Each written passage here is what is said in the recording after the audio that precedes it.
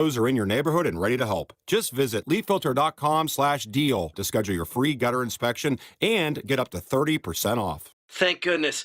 What was that site? To get this special radio offer, go to leakfilter.com/deal for your free gutter inspection today and get up to 30% off. That's leakfilter.com/deal for up to 30% off. leakfilter.com/deal. See representative for warranty details. In World War I, American fighter pilots covering a plane's rear position coined the phrase, "I've got your six," to mean I've got your back. Through their service, veterans have our backs. Now we should have theirs. Learn more at gotyoursix.org using the number 6. Finding great candidates to hire can be like, well, trying to find a needle in a haystack, but not with ZipRecruiter. Its powerful technology actively finds and invites qualified candidates to apply to your job. So while other companies might deliver a lot of hay, ZipRecruiter finds you the needle in the haystack. See why 4 out of 5 employers who post a job on ZipRecruiter get a quality candidate within the first day. Try ZipRecruiter for free at ZipRecruiter.com/free. That's ZipRecruiter.com/free. I'm attorney Brian Ritchie. Workers' comp can be tricky, but my law firm will be on top of all the complicated paperwork and sneaky deadlines so that all of your I's are dotted and T's are crossed. If you've been hurt on the job, I'm on top of it. Contact us at ritchielaw.com.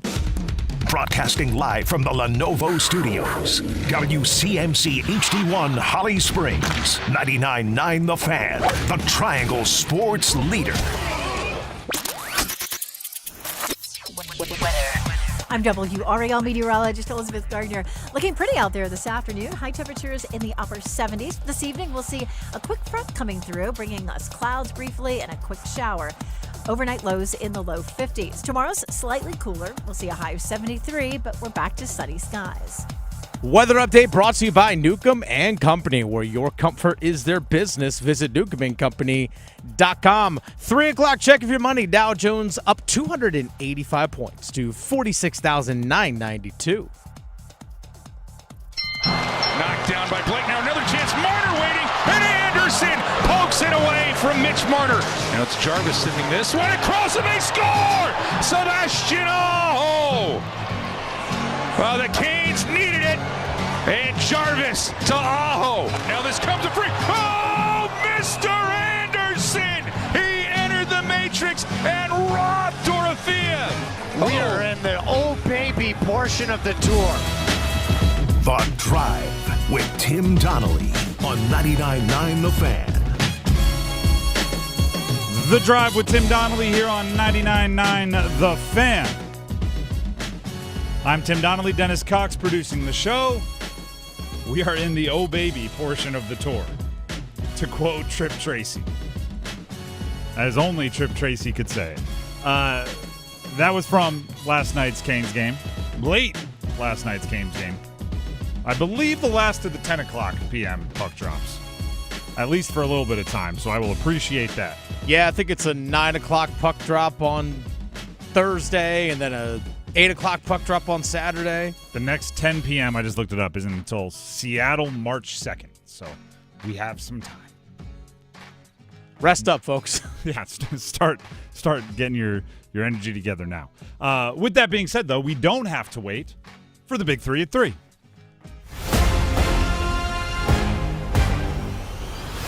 Number 1. The Canes did lose to Las Vegas last night on the road, 4-1. Listen, actually, I'll use baseball playoffs are going on, 7-game series. Series doesn't start till someone wins on the road. Your season doesn't start till you lose a game, because now you have to have the real conversations, right? If anything happened along the way during the 5-0 start, who cares? We're winning, right? If the power play is going 1 for a billion, but you're 5-0, who cares? We're winning.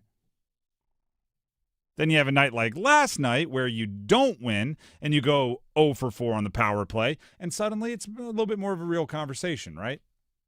Suddenly it's a little bit more of a real conversation. Gostisbehere and Slavin are out. Who cares? We're winning. You lose a game. Oh, how much does it matter? Should we care?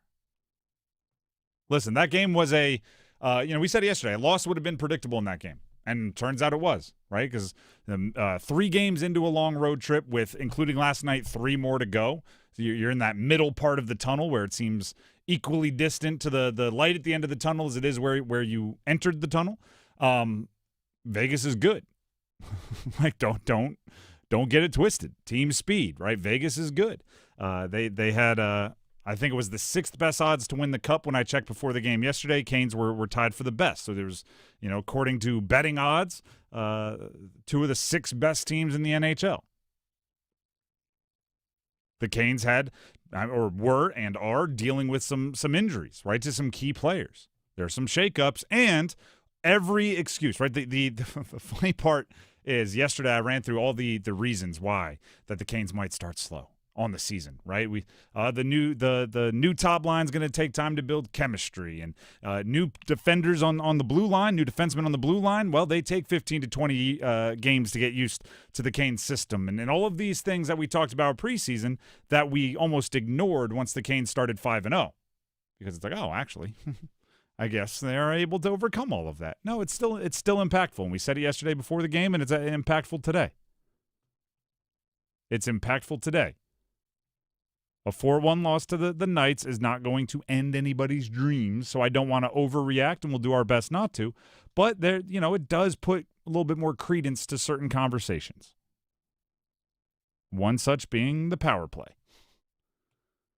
And it's something that will be addressed time and time and time again. And I want to be clear on this one. Dennis, and I think you know this about me. I don't pretend to be the schemer. I don't pretend to know all the X's and O's about hockey. Okay? But the power play is one of those things where movement just seems good. Stagnancy, it seems like the thing you should avoid. And I don't think you have to be some kind of like lifer, grew up at the rink rat hockey everything to understand that when you're watching an entire power play and they don't get a shot on goal and it just seems like they're playing 4 corners like it's old school UNC basketball, that's not what you're drawing up. That's not the ideal. But overall, wasn't the end of the world. And matter of fact, I want to hear Rod say that. Here's Rod Brindamore after the game on not necessarily being upset with how they played overall. Yeah, I didn't mind the game. Thought we played pretty hard. They had a couple fortunate bounces in the first 2 goals. They made good plays after. I mean, that's what they do. The talent level is obviously off the charts of this team, and they capitalized, but they were kind of, the first one we shot in our own net, and then the other one was off kind of bounced off us for the breakaway. So that's tough, and I thought the rest of the game was pretty even. Both teams going at it pretty well. I think both teams are 0-for on the power play, so that wasn't really a factor. We just weren't able to find an answer. I thought we played okay though. I agree with a lot of that. I actually, what it kind of felt like. I played football, so I always relate it back to football. There are times where it feels like every ball that hits the ground, every fumble, your team is recovering. And then there's a game where just the statistics catch up to you and every ball that hits the ground is, for whatever reason, funny-shaped ball bouncing away from you. It kind of felt like that where, Canes have been getting a lot of breaks through the first 5 games. And then off your own player and in and all these other crazy things that happen, it's like, you know what? I think that's just a little regression to the mean. Hat tip to Vegas, I guess. We have to. That's number 1. Let's get to number 2. Number 2.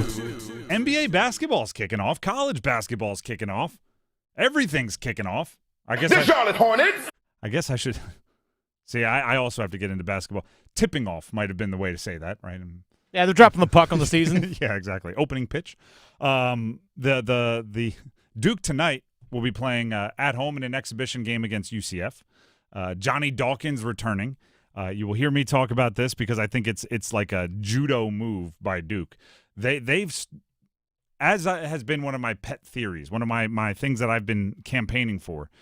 Duke does it very, very well. They use their schedule as a weapon, right? Their non-conference schedule, you can tell, is made with intention, with eyes towards either a net ranking or a recruiting advantage or a experience for the student athletes, whatever it is. An exhibition tonight is important for Duke. When you assemble the roster in the way that Duke assembles the roster, you have a pretty good contingent of freshmen that you expect to contribute. the more you can get first-game jitters out of the way before the first game, the better. So playing in a live atmosphere in Cameron Indoor against a different team, you have to take advantage of those minutes. You have to take advantage of those coaching opportunities.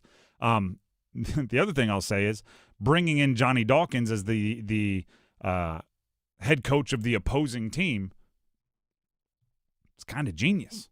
And I don't say that lightly. It's kind of genius for this reason. UCF is celebrating Duke right now. Right, Johnny Dawkins gets to return, and he gets to put his arm around, I'm assuming, Coach K, and there'll be a Leitner sighting, and he'll point towards the rafters. And UCF is like, how awesome is this? I went on UCF basketball's Twitter today. Do you know what I saw? I saw a video captioned, "There's only one Coach Dawkins," and it's Johnny Dawkins looking at his jersey hanging in the rafters in Cameron Indoor.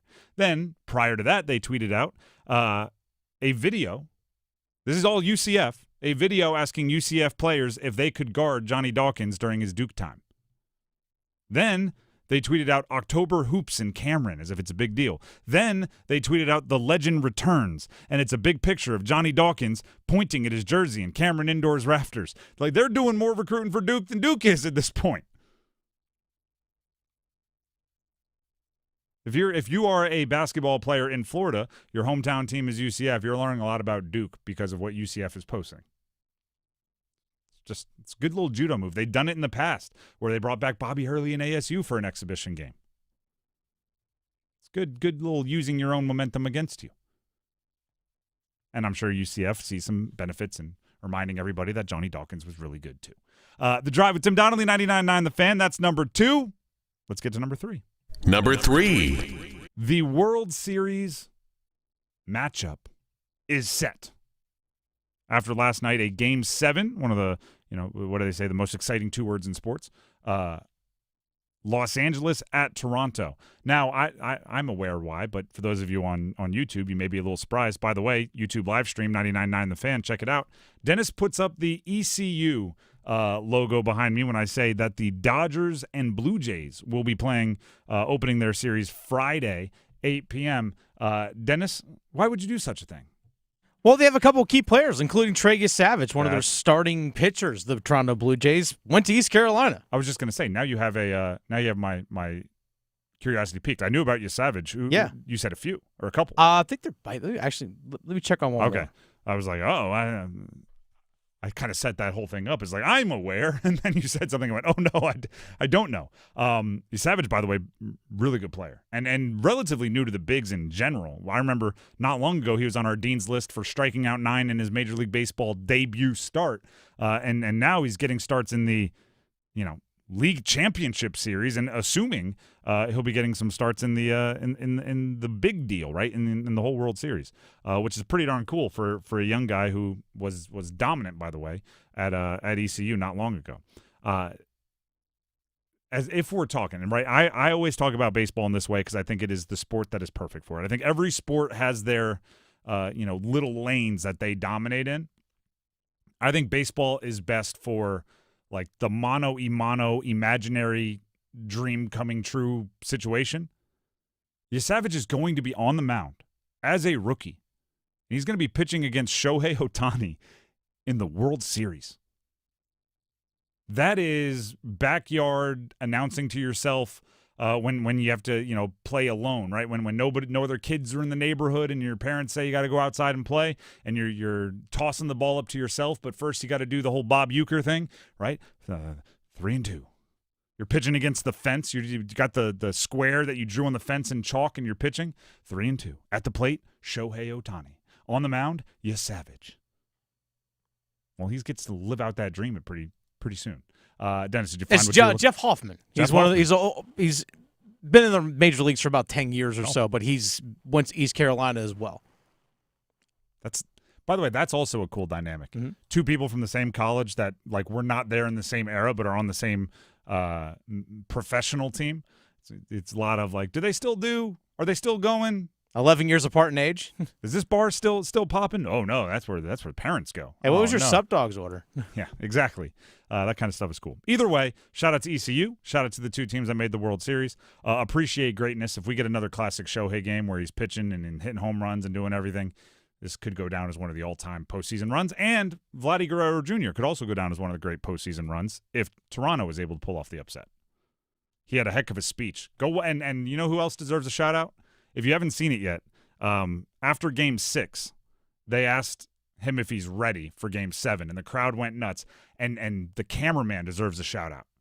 Cameraman was hitting circles around him, catching the wonderment in his eye, perfect timing, zoom in on his face, and he goes, "I born ready. I born ready." And it's a very dramatic moment for Vlad Guerrero Jr. So if you haven't seen it yet, it is cinematic as heck. The Drive with Tim Donnelly, 99.9 The Fan. How can you not be romantic about baseball? Big 3 at 3 complete. We have 2 minutes of gold coming up in just a few minutes, and then we'll break down the Canes' loss to Vegas. 5-1. The horror. Just kidding. Stick around. This is John Wall.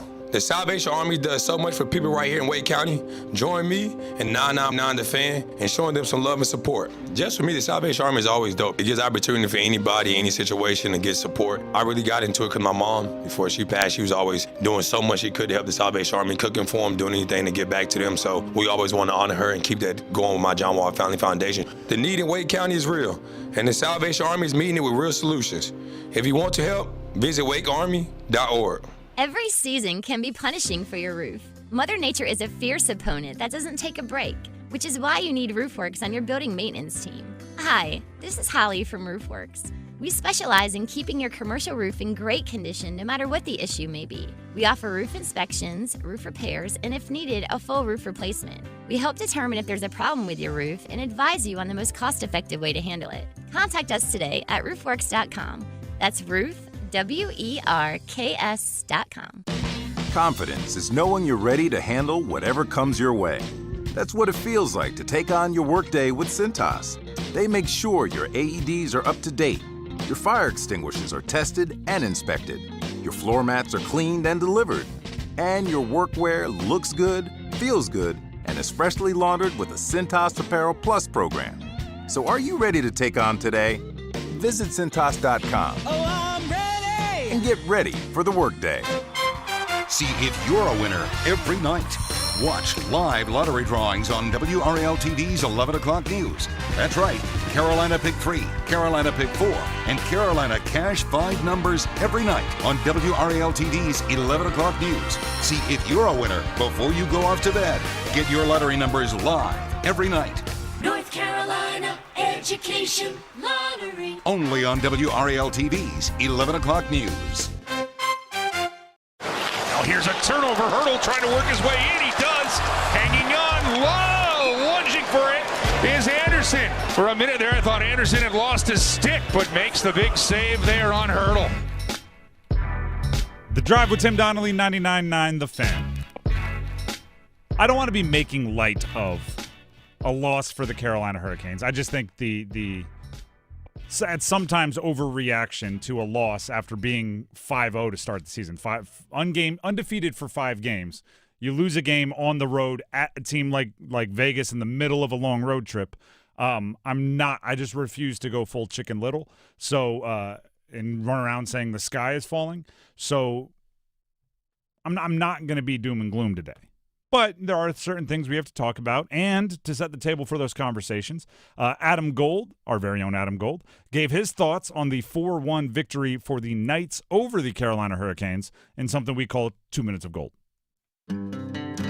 Hey, it's Adam Gold, and I've got 2 minutes for 2 goals that eliminated 2 points from the Carolina Hurricanes last night in Las Vegas, and it's brought to us by Parkway Sleep Health Centers. All right, it was bound to end. They weren't going to go 82-0, right? Okay, so maybe they can go 82-1. 4-1 Vegas last night, and the culprit, 2 first-period goals that were, in some ways, unlucky, and in some ways, Carolina's own doing. The first one, they had chances to get the puck out. Jack Eichel ultimately gets the goal off the stick of Keandre Miller and past Freddie Anderson. And in the other, Jesperi Kotkaniemi doesn't have to give the puck away in the offensive end, and it goes the other way. Brilliant goal by Pavel Dorofeev, who is a dynamite young goal scorer. But after that, I thought Carolina was pretty good, and there were some good things about it. Not the power play.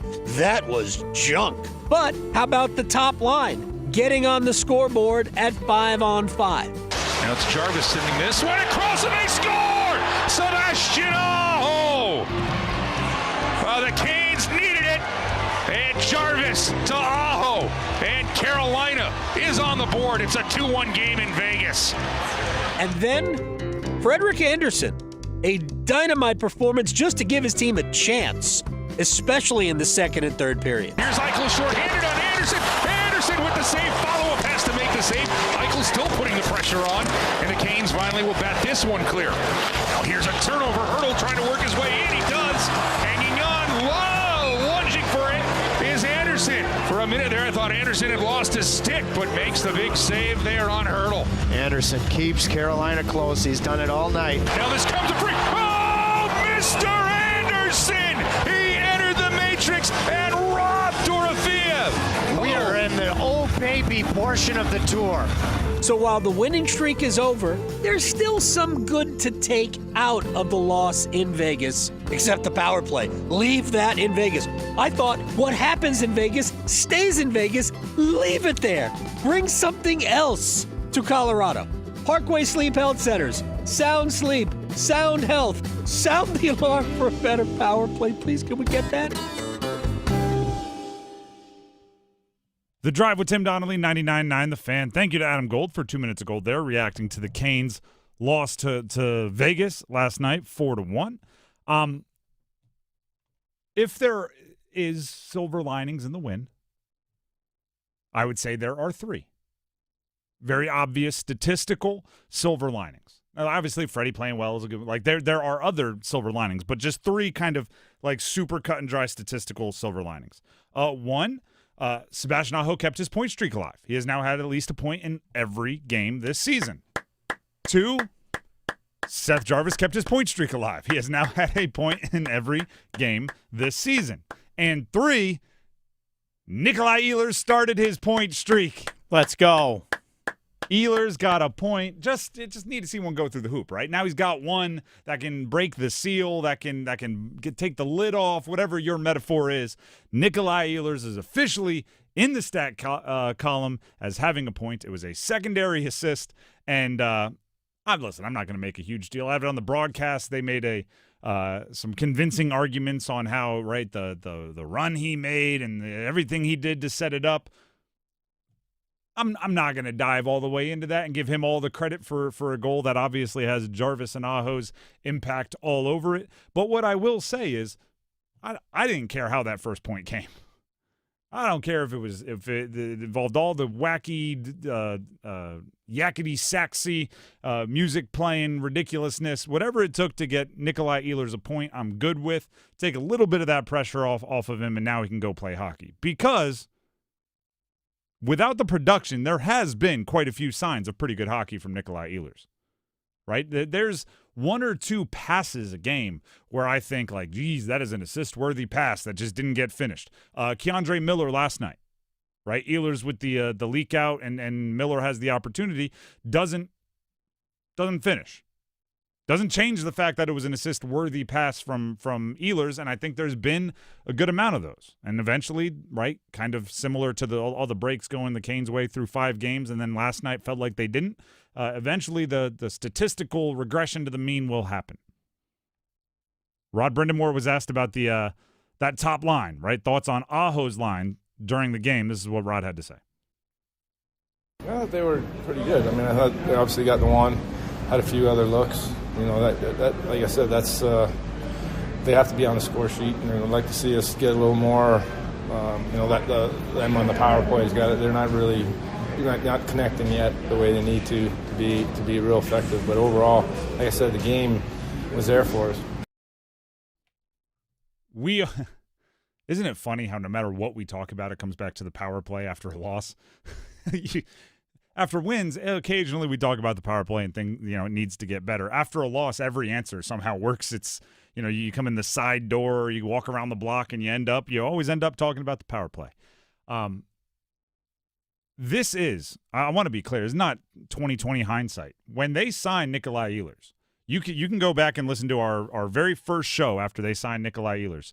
The thing that I don't want to say concerned about, but the one thing that I was like, all right, this isn't, my dream scenario is he is not the unconscious volume shooter that I've always dreamed of for the Canes, right? I always say you got all these guys doing everything. Got glue guys, dirty work. You got all your forwards play every bit of the ice, and I've kind of dreamed of just that like Monte Ellis. I want love for basketball fans out there. Like I wanted that Kobe in the years between Shaq and Powell, where it was just like I'm launching shots.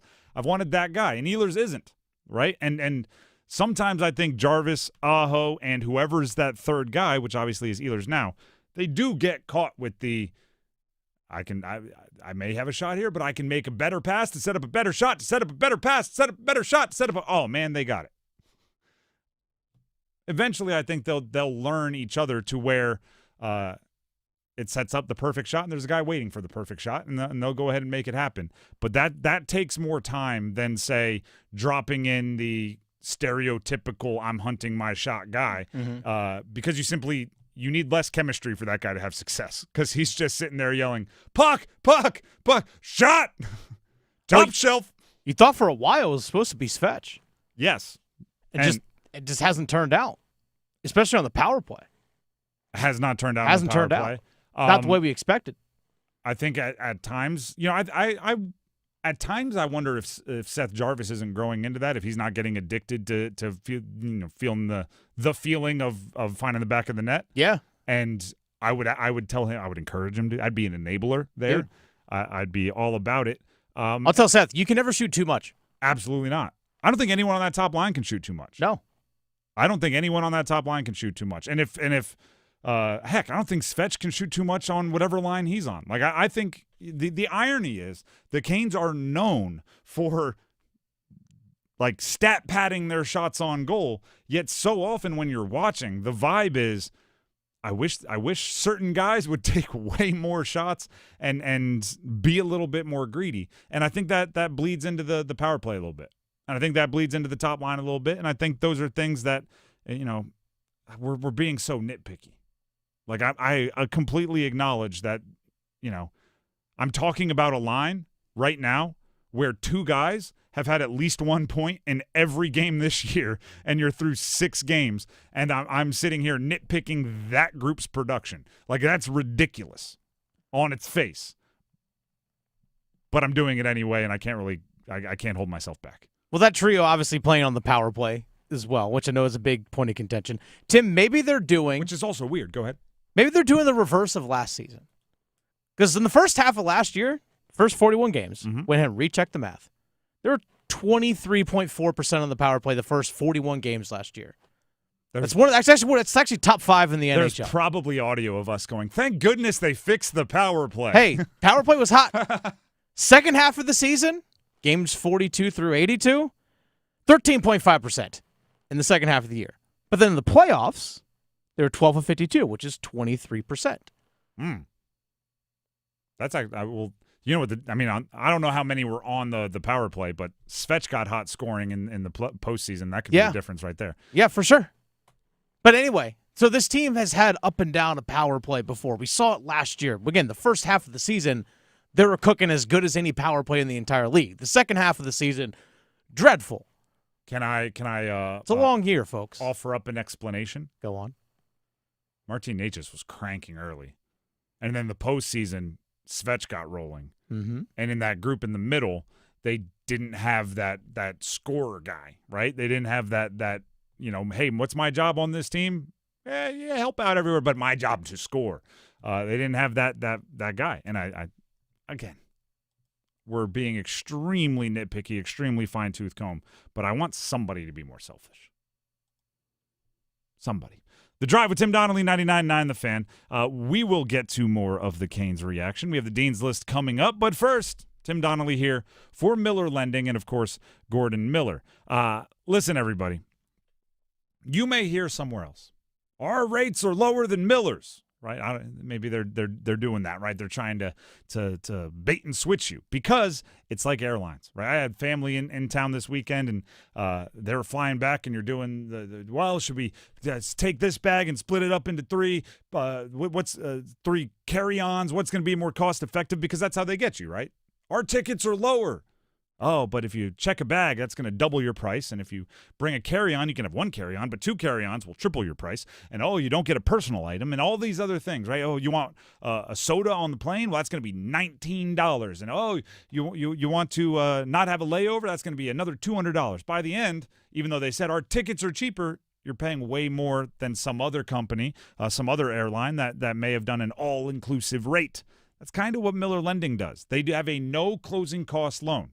No closing costs. So the numbers you talk about are the numbers. That's the money you need.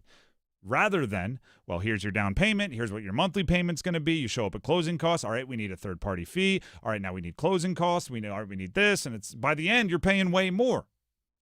So just ask for the math, right? If somebody else says our rates are lower than Miller's, give Miller a call and ask for the math. Say, how does this actually happen with a no-cost loan? And they'll give you the numbers. They'll give you the stats, right? We're sports fans. We like stats.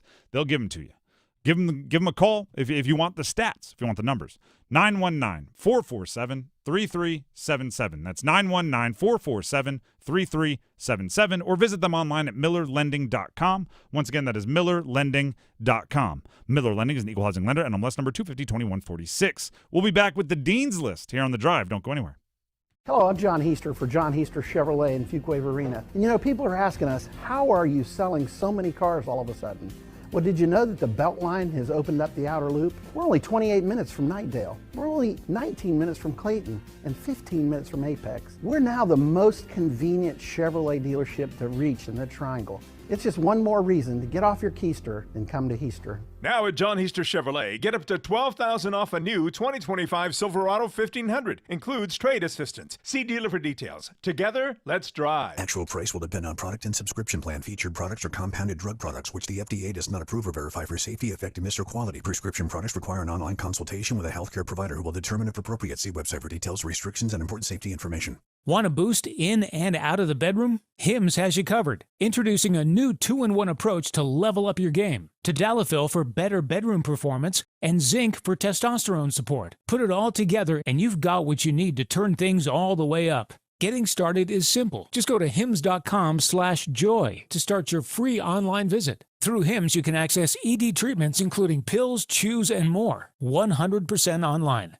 No office visits, no pharmacy lines. Just fill out a simple intake form and a licensed medical provider will determine if treatment's right for you. If prescribed, it ships free and discreetly to your door. Find affordable treatment options at up to 95% less than brand names at hims.com/joy. That's hims.com/joy, hims.com/joy. Is your whole home operating at peak performance? With Newcomb & Company, your independent Trane dealer, proudly serving our community for over 70 years. As a Comfort contract customer, you'll get priority service and a 15% discount on all HVAC and plumbing service calls and repairs, including repairs and replacements for faucets, toilets, piping, garbage disposals, water heaters, drain cleaning, and more. Call 919-862-3000 or visit newcombandcompany.com. Newcomb & Company, your comfort is our business.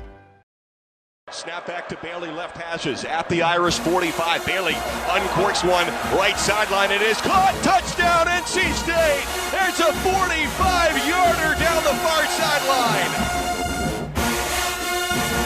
The Drive with Tim Donnelly, 99.9 The Fan. Quick bit of a Canes update.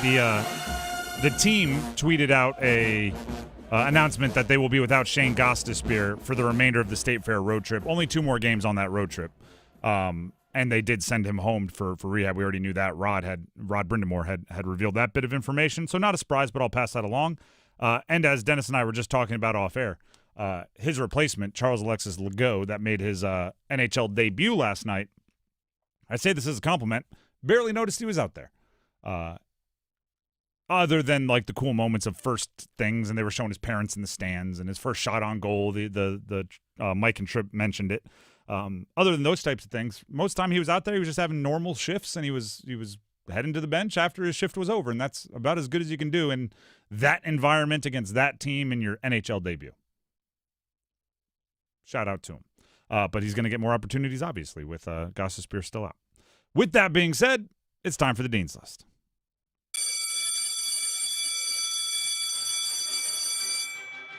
This is where we give a few extra accolades to those directly and indirectly related to the college sports world that we care about so much here in the Triangle, the mecca of college sports, the epicenter of college sports, as I call it. I'll get it started with Taron Dickens, second time he's been on the Dean's List. He is the quarterback from Western Carolina. Earlier this year, he made the Dean's List because he opened up a game completing, 43 consecutive passes? 46 consecutive passes, something like that. Finished 53 of 56 on the day, which was bananas. That's absurd in college football.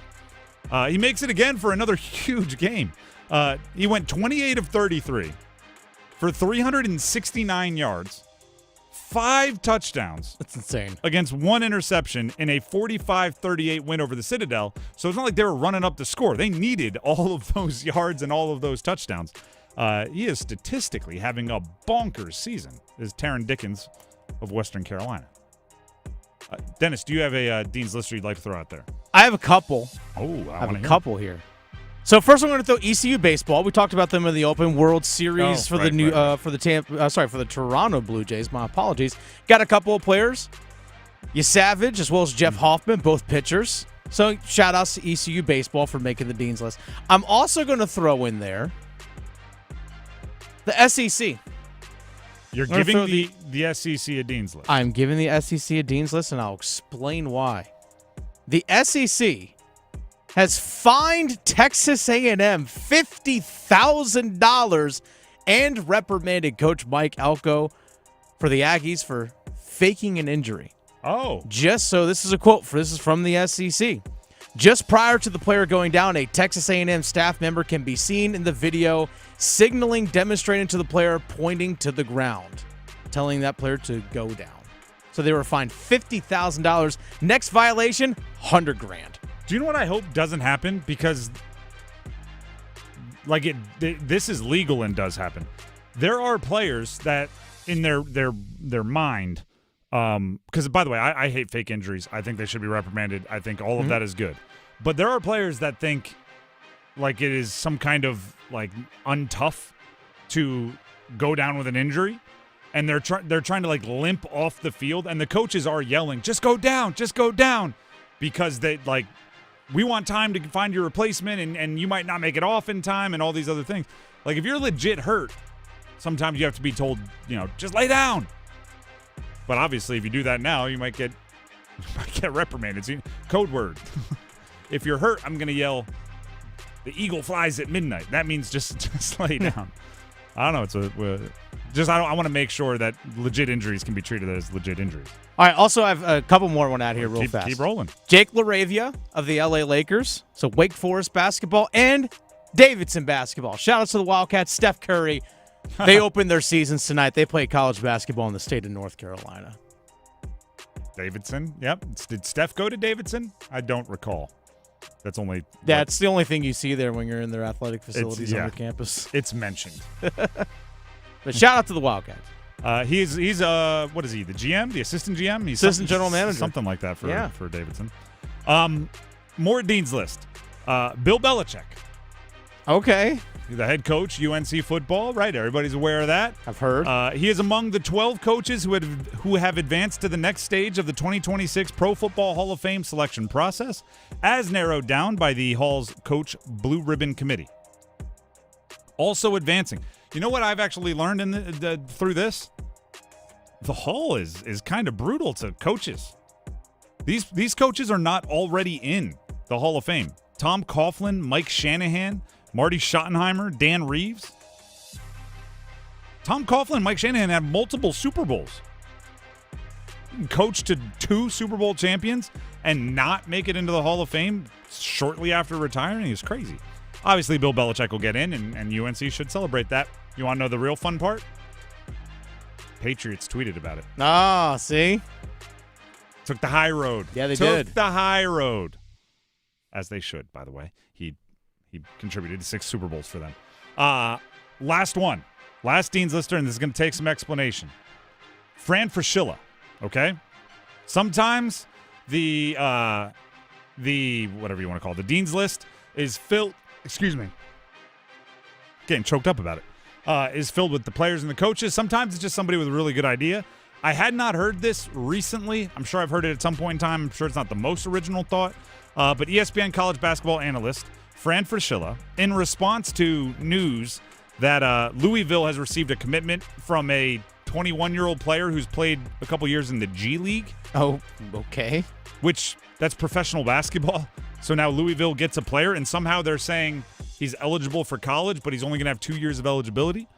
Which was he in G League Ignite? I believe so, yeah. Okay, because that technically is okay, yeah. But you're playing, it's a weird deal, right? Yeah. So Fran Fraschilla tweeted out, as long as we are heading towards insanity, why don't we at least let NBA teams draft players and leave them in college like the NHL? Yes! I've been saying this for years. Go on. Maybe time for a pro sports summit between the NBA and the NCAA.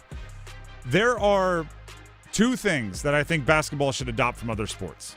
One, right? Being able to draft a guy and then say it's best for your development to head to Duke or Kentucky or UNC or wherever, and we want you to go there. I actually think it'll help college basketball as well, because it's exciting when you're watching college hockey and you're like, that guy's a second rounder of the Bruins. Like, it's just fun to know that those guys have futures. The other thing is, I'm not as sold on this, but I like the idea of it for college basketball.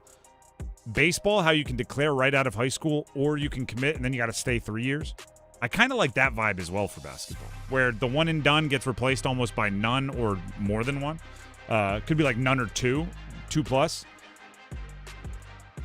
Then the Cooper Flags might not go to college at all, but other guys you'll get to have a little bit more of a connection with. But either way, it's I like Fran Fraschilla for saying it out loud and reacting to, rather than seeing news like, oh, this G Leaguer is going to college and just going, oh, college basketball is done for. Oh, no. He went like, all right, if we're going this way, let's do it in a way that makes sense. Let's see if there's other rule tweaks we can do that will make this a little bit better. Because, draft and stash, they do it in Europe where they draft a player and then go, no, keep playing at Real Madrid for 2 or 3 more years. We don't have the roster spot for you. You can draft a guy with, that might not get reps with your NBA team and go, no, yeah, if you want to go play for Kansas, if you want to go play for NC State, go ahead. Make it happen, Captain. Yeah, I'm a big fan of following the NHL model when it comes to basketball. I'm in. Why not NFL too? The NFL doesn't have a minor league system. That's the thing. Exactly. So you can draft and let them stay in college. You would have to adjust your draft rules, though. Yeah, there's a lot of tweaks that would have to happen. But I like the idea of if you draft them, you own the rights and you can do whatever you want to develop that player. Yeah. Right? That's just because the issue that really annoys me is when you draft a player and you only have like one way to develop them, and if it doesn't work, you're done. Like, imagine if somebody could have drafted Anthony Richardson and said, oh, we don't have enough, you need more reps. Let's keep you in college for another year or two. Or the new Alabama quarterback, Ty Simpson. Actually, I think he may have exhausted his eligibility. But he's, kind of rising up the presumptive number 1 quarterback drafted right now. He has 7 starts in college. If there was a way that you could get him more reps in college or more reps somewhere after drafting his rights because you're intrigued by his potential, I think that's good. Rather than, oh, you've played 12 games, 14 games in college. Perfect. We have the Bills next week. Like, that doesn't seem like the best way to develop a player. I want to give players the best chance to reach their potential. That's basically what I'm saying. Yeah, NFL doesn't seem like it worked just because there aren't enough games. Whereas like basketball, you're going to get more minutes. Or hockey, you're going to get a lot more games and minutes. Football, there's just not enough snaps. Because you also have to trust the college is going to actually start that player. That's the thing. I actually, I have to look into it more. I feel like there are probably draft picks that don't play a ton of minutes at certain colleges. Maybe. Particularly I'm not talking like first rounders. Like, obviously, that's a different beast. Sure. But, I don't want to talk out of school here. I don't. As I say, I watch as much NHL hockey as I can and need to. I don't catch all my prospects every single week, as much as I try. The Drive with Tim Donnelly, 99.9 The Fan. Let's dismiss the Dean's List.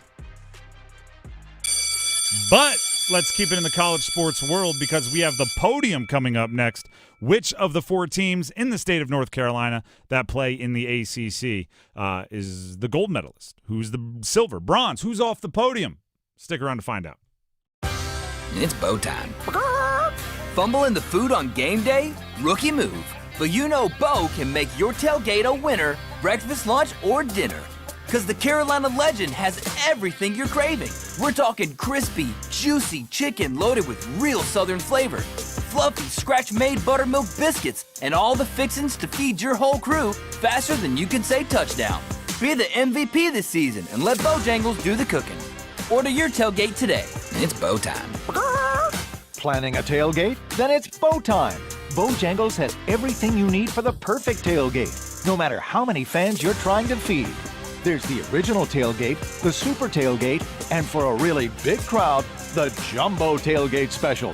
And if you like your chicken off the bone, choose the Supreme's tailgate special that includes 12 perfectly seasoned tenderloin fillets. So grab the tickets, get that Bojangles tailgate special, and go.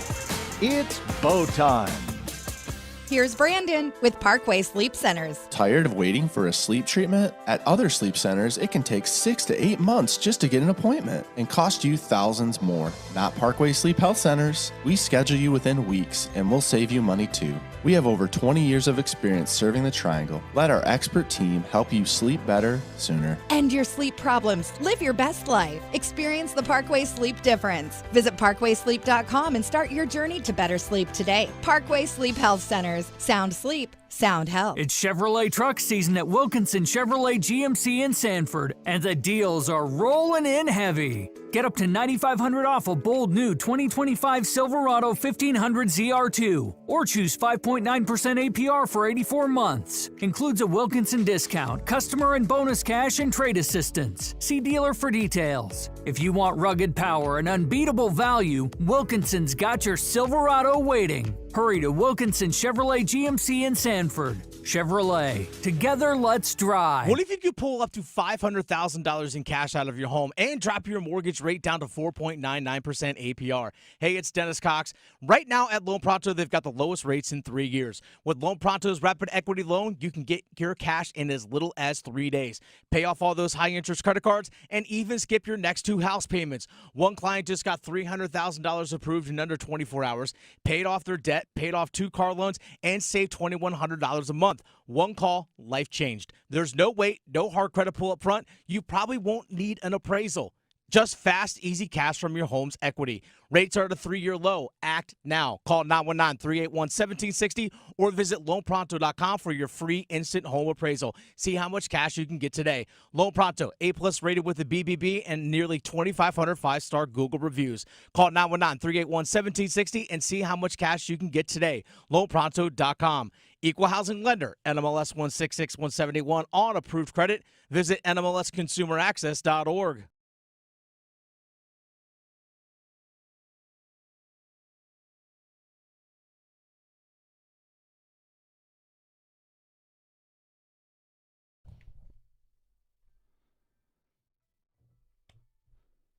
The Drive here on 99.9 The Fan.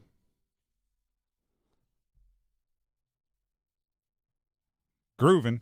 There's a lot going on today. There's baseball to talk about. There's football to talk about. There's hockey to talk about. There's basketball to talk about. It is that time of year where all of the Venn diagrams are overlapping, and I'm excited by it. But that doesn't change our schedule. We got to hit the podium. There it is. We look at the 4 teams from the state of North Carolina in the ACC. This time of year, we're talking football, although eventually we will add basketball in, and it will all kind of mix and mingle. But for right now, we're talking football. It's a 1-week award. Who over the last week is off the podium?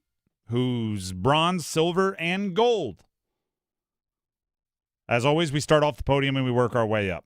Off the podium, Duke Blue Devils. They lost to Georgia Tech 27-18. There's a few reasons why. By the way, this was a bargain or just a dungeon of selection Yeah, it was not a fun way to put this one together. But hey, someone had to win, someone had to be off. And you may say, well, why Duke? Why nobody else won. Why Duke? Well, here's why. Their game had the most stakes, right? They had the biggest opportunity to grow. If they beat Georgia Tech, they're in the driver's seat in the ACC. They might be in the driver's seat for a CFP, right? Because if you win the ACC, you're automatically in, and they could be on their way to the college to the ACC championship. Now that you lost, you need to lick your wounds, figure it out, play better down the stretch, and maybe get a little bit of help elsewhere. And then on top of that, of the games that were played, if a loss feels like one slipped through your fingers, it would be Duke's, right? Because in that first half, they played fairly well, aside from the weird plays that cost them really being up a decent amount at half, right? The fumble down on the goal line and a few others. And it was a 10-10 game in the second half. Yeah, to lose 27-18 in a game that you probably should have at one point been up, like, probably 17-0 at some point, or something in that range to end up losing 27-18. That's a more brutal beat. So they're off the podium, and that's where we start. Bronze medal, UNC. They also lost. They lost to Cal, 21-18. It was on the road. It was late night on the East Coast. It was on a Friday. I don't know what's more insulting, putting Duke off the podium or putting UNC bronze and going like, this was good for them. They didn't get their butts kicked. This is a competitive football game with meaningful football in the fourth quarter against a Power 5 opponent. Now, I almost feel like that's more insulting to put them higher because they lost, but it wasn't bad. There are a few things that, like after the Clemson game, after the UCF game, obviously after the TCU game for UNC, the points of emphasis were aplenty, right? The points of emphasis were, well, we got to do better running the ball. We have to be able to throw the ball. Well, our defense has to tackle. Our defense has to, you could have gone to almost every aspect of the team. After this one, it's a basic, very obvious thing, but it's one thing. They have to win the turnover battle, right? They lost the turnover battle 3-0. If it's even, I think they win the game. If they only lose the turnover battle by 1, I think they win the game. So they can talk about that without having to list 900 things. Bill Belichick talked about the emphasis on forcing more turnovers. Here is the head coach of the Tar Heels. There are plenty of balls out in practice. We turn the ball over in practice, and so we're trying to do the right things. We're just going to have to do a better job of it in the game. And, we had 2 balls out, in the Cal game. Ty had the strip sack, ball rolled out of bounds. We had a fumbled muff punt there. Couldn't quite get to that. Muffed another punt, was it last week, 2 weeks ago, whatever it was. We couldn't quite get.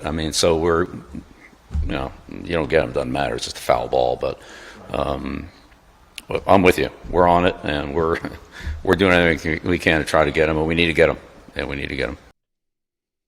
If they get them, they might win that game. It's sometimes it's that simple. Punch the ball out. Would you see the NFL had to put out a memo to teams saying, make sure when you're punching the football out, you're aiming for the football, because guys were just clocking them in the jaw and going like, the ball moved, my bad. Sorry, I was aiming for the football. Punched him in the kidney. His face ran into my fist. Yeah, so they had to put out the memo of make sure you're aiming for the football. UNC bronze, silver, NC State. It's a bye week. It's not a lot of movement there. It's a bye week. I guess you could say maybe you can win the bye week by getting better. Dave Doran talked about self-scouting themselves during the bye week, is what their head coach said. If there's something repetitive that's still on film and we're coaching it, the player has to fix it, or you got to put somebody else in the game. And so you're doing that across the board. And like I told the team today, you get in a game, you have your starting 11 on offense and defense and special teams. You got a handful of guys that rotate. So you're probably playing 18 guys to 20 maybe on each side of the ball. And you're asking each one of those players to just do 1%, one more thing. in their game with these bye weeks. And if you can get that at 100% rate, you have a dramatic amount of improvement in a game. And that's what we need, because these games that we're losing, the one possession games that happened earlier, with Duke and Virginia Tech, those are 2 or 3 plays in the game. They're different games, right? And so that's 2 or 3 plays, 2 or 3 players making plays. And that's what it comes down to. It's going to be no different this week with Pitt. Got to get better. Self-scouting to me, I actually think would be kind of fun. Like if I were an offensive coordinator and I like, hey, we got a couple days to go to the defensive coordinator. How would you beat my offense? How would you stop me? I'll do the same for you. Then we're going to come together and compare notes. I think that would be kind of like a good little chess game between offense and defensive coordinator.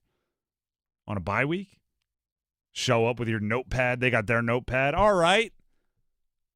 How would you stop my third downs? See what they come up with. See if you would anticipate it. It's a good little game. Finally, at least for my portion of the podium, gold goes to Wake Forest. They also had a bye week.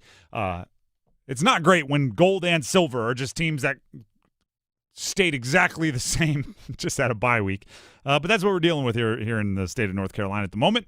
I guess the Georgia Tech loss for them got better because Georgia Tech's now up to 7th in the country. So losing close to Georgia Tech looks better on paper now.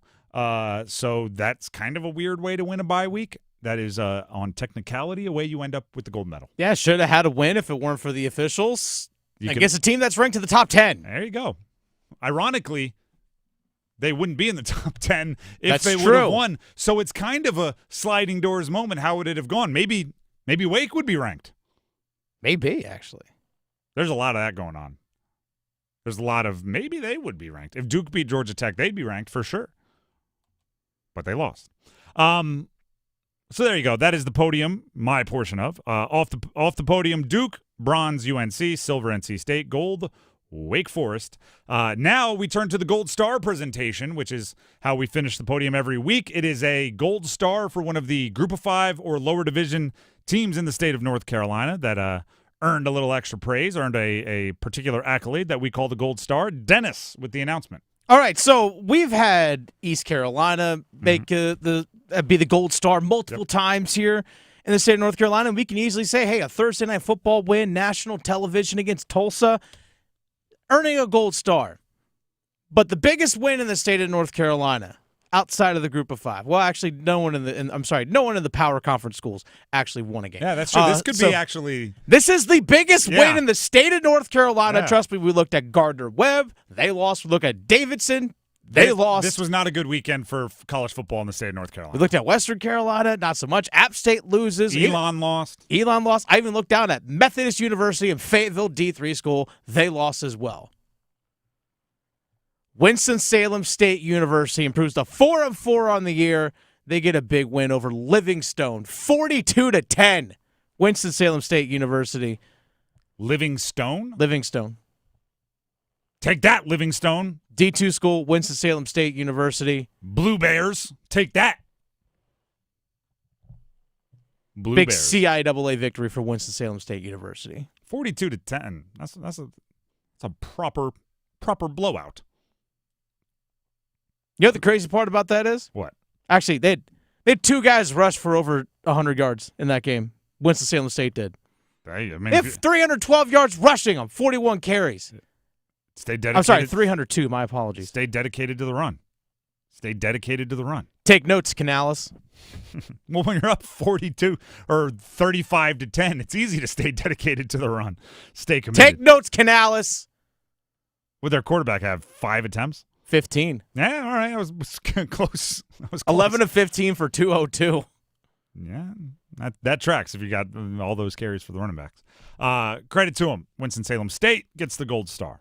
At the moment, we're going to stay on the football side of things because it's almost football at 4 time. Matter of fact, we're just a couple minutes away. Stick around.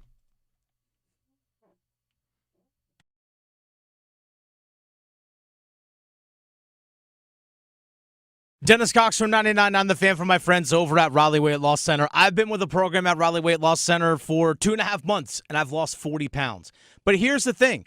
I've been able to maintain that goal weight through this whole process. I've reached that 40-pound mark, and I've been able to keep it off because that's all part of the plan at Raleigh Weight Loss Center, is that they not only want you to reach that target weight, but they want you to maintain it as well. It's called the maintenance phase, and I'm in that maintenance phase right now, and it feels good knowing the hard work that I've done to get down to where I am right now.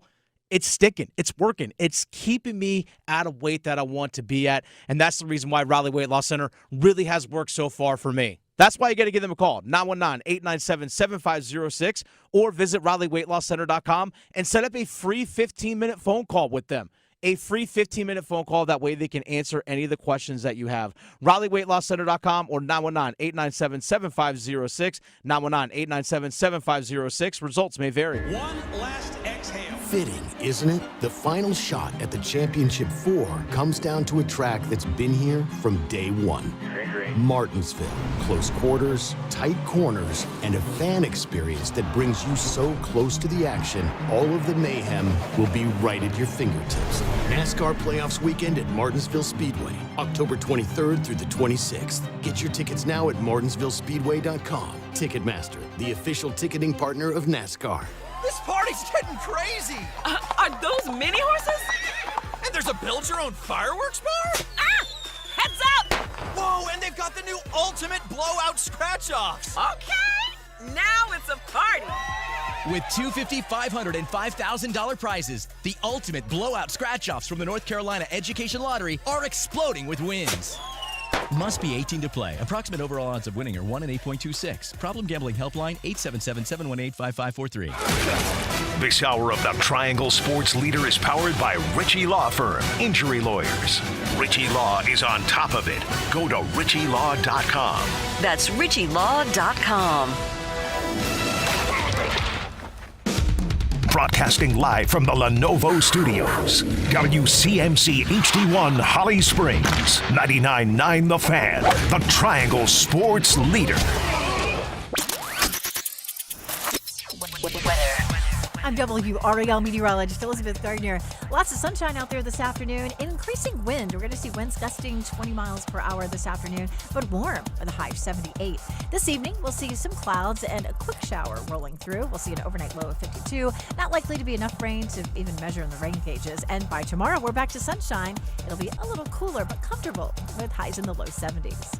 Weather update brought to you by Newcomb and Company, where your comfort is their business. Visit newcombandcompany.com. 4 o'clock check of your money. Dow Jones up 226 points to 46,932.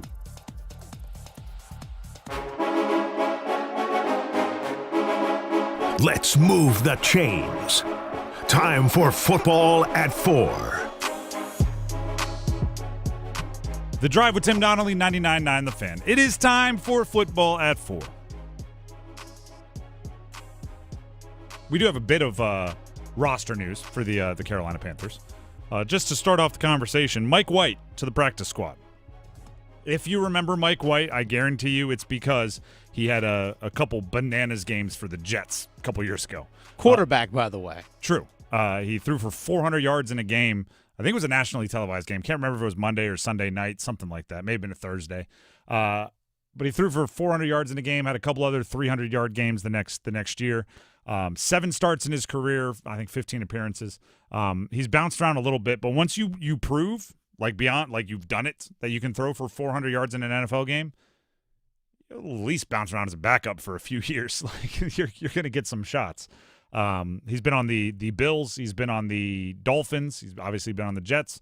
Now he'll be signed to the practice squad of the Carolina Panthers, which, I mean, it's obviously insurance, but it's a pretty good indication they're preparing for Bryce Young to not play this week, which we anticipated.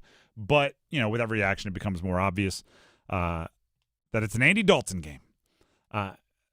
What I want to focus on for the moment, we'll get into the Andy Dalton of it all a bunch as the week goes on. Matter of fact, we have a conversation that's going to air tomorrow between myself and Mike Glennon, who Mike has played every role in the NFL, starter, backup, emergency quarterback, like every different role you could possibly play. So we talked to him about what the week is like with a backup quarterback taking over. That's going to air tomorrow. I encourage you all to tune in and check it out.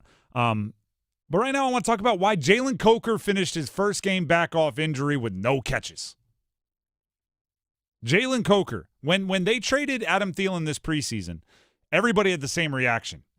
They can do this because of Jalen Coker. They have a guy that can fill that role, and it's Jalen Coker. Jalen Coker last year, after taking, how do I say taking well? He was an undrafted rookie free agent, and by halfway through the year, he had made it pretty obvious that he's an NFL rotation wide receiver, and then at times he was their best wide receiver.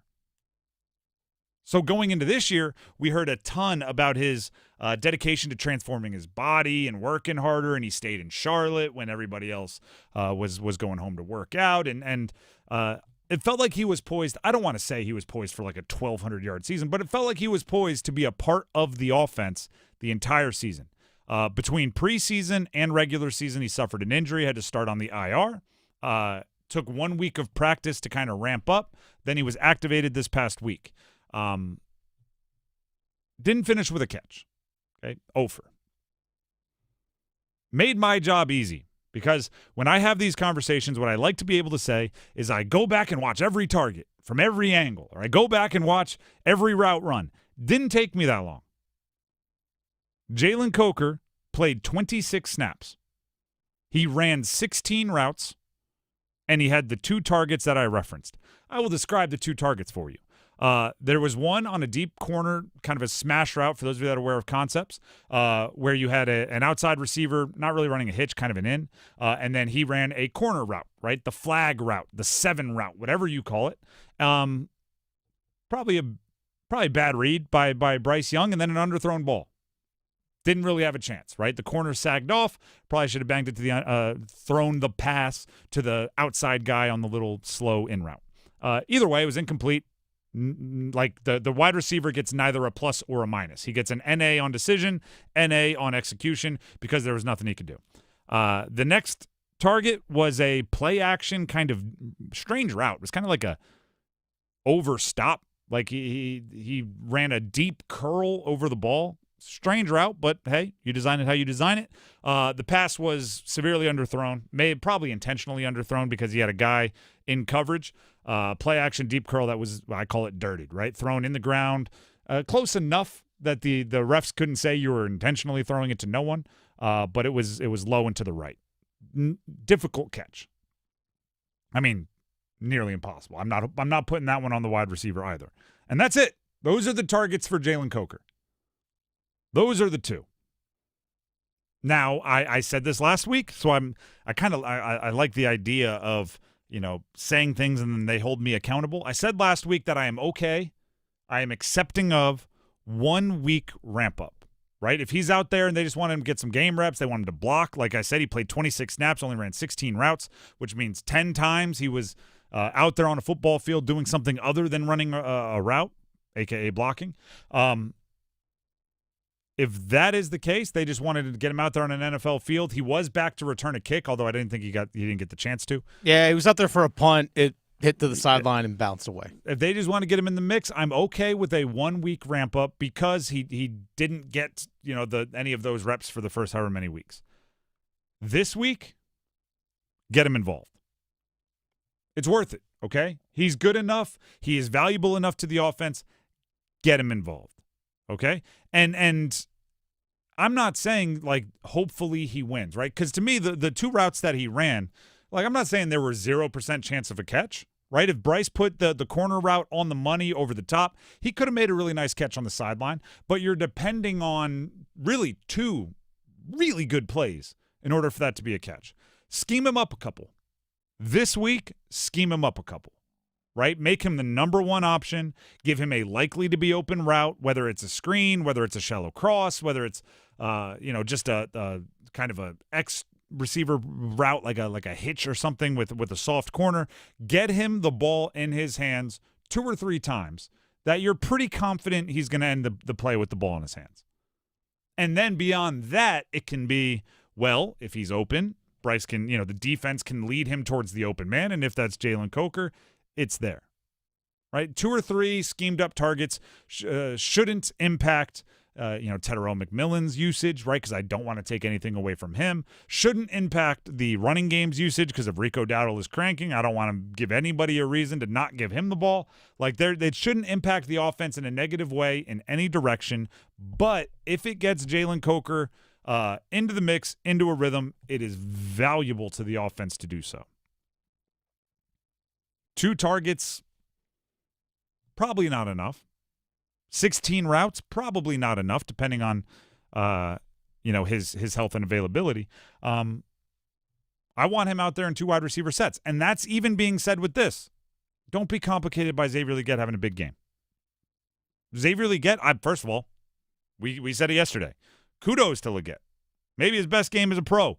The ceiling, the one that sealed it down the right sideline from Andy Dalton, that is a huge play, and give him a ton of credit. I still think his role at this stage in his career is kind of the more boomer bust guy, right? Like 3 wide receivers, move Jalen Coker into the slot. You can put Tedero McMillan into the slot. You can be creative and use Xavier Legette for his speed. But the 2 most complete wide receivers I see on the roster right now, based on what we've seen over the last 2 years, are Tedero McMillan, large gap, Jalen Coker. And then, everybody else has their role, right? I have no problem with getting Jimmy Horn some touches. No problem with Legette. 11 targets felt like a lot last week. But if he's going to catch 9 of them for however many yards, it's hard to complain. Jalen Coker needs to be a part of the offense. 1 week ramp up, I'm not mad. So I'm not mad right now.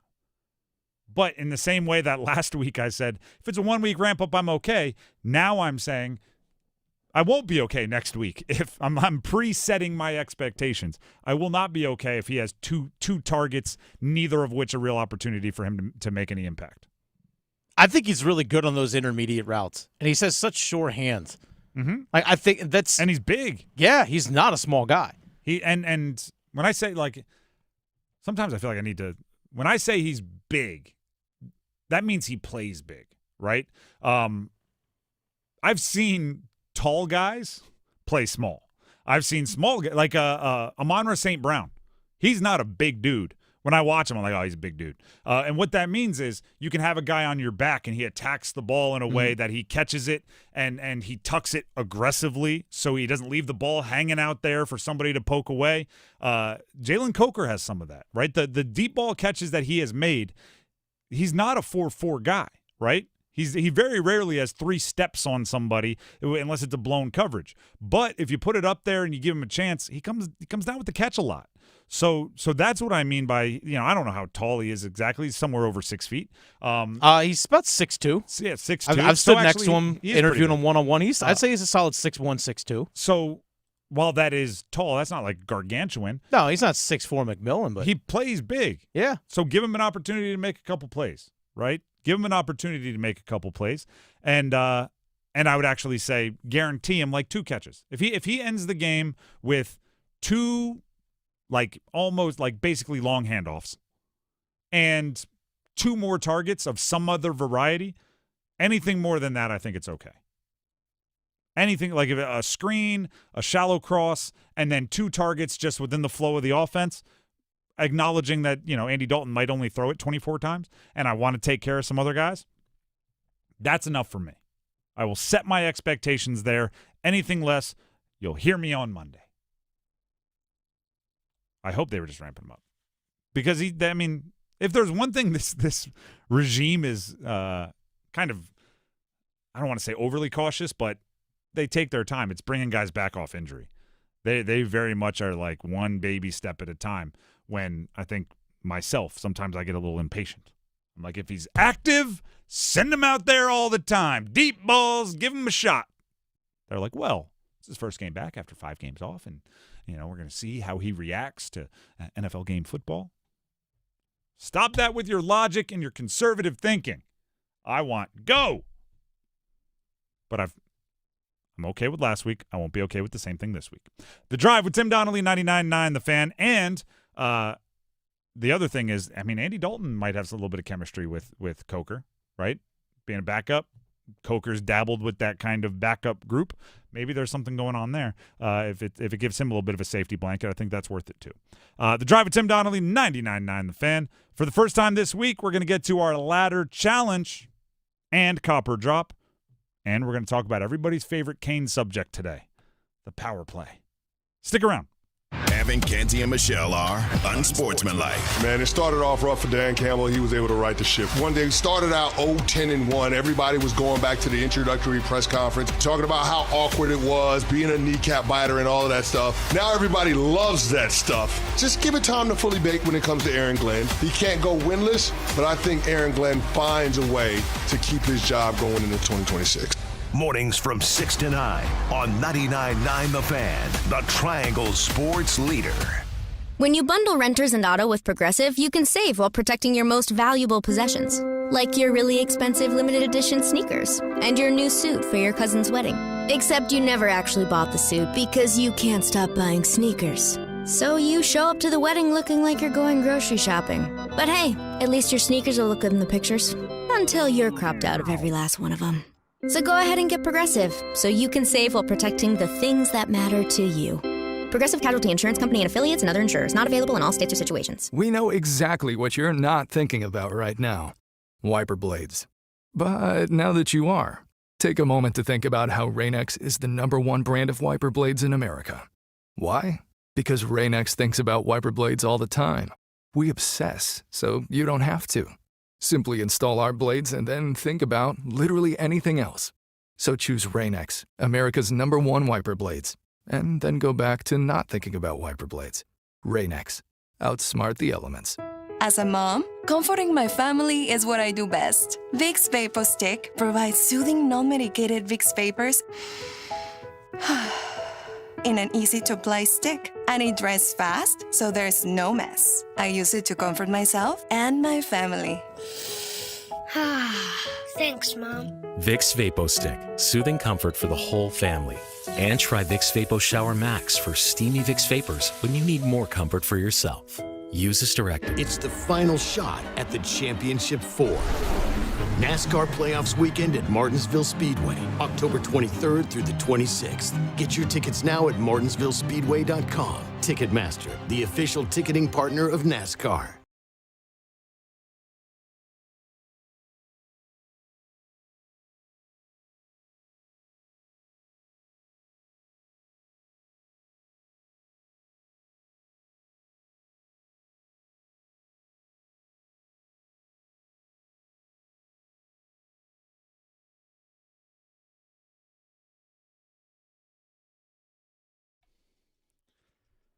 Dennis, are you implying that Mike White is White Goodman? I don't know. It could be. Might lead a team to a championship. I don't know. Or a championship match. If Mike White gets in there and we go full into the White Goodman, I think we'd have to nickname his wide receivers Laser, Blazer, Razor. Yeah. And it's consigliere Michelle. You beat me to it. That's funny. The Drive with Tim Donnelly, 99.9 The Fan. Hopefully you don't beat me to the ladder challenge. Let's go ahead and jump into our little gambling game here. Been so long since I played this sound bed. Would have been Thursday? Is that the last time? Yeah.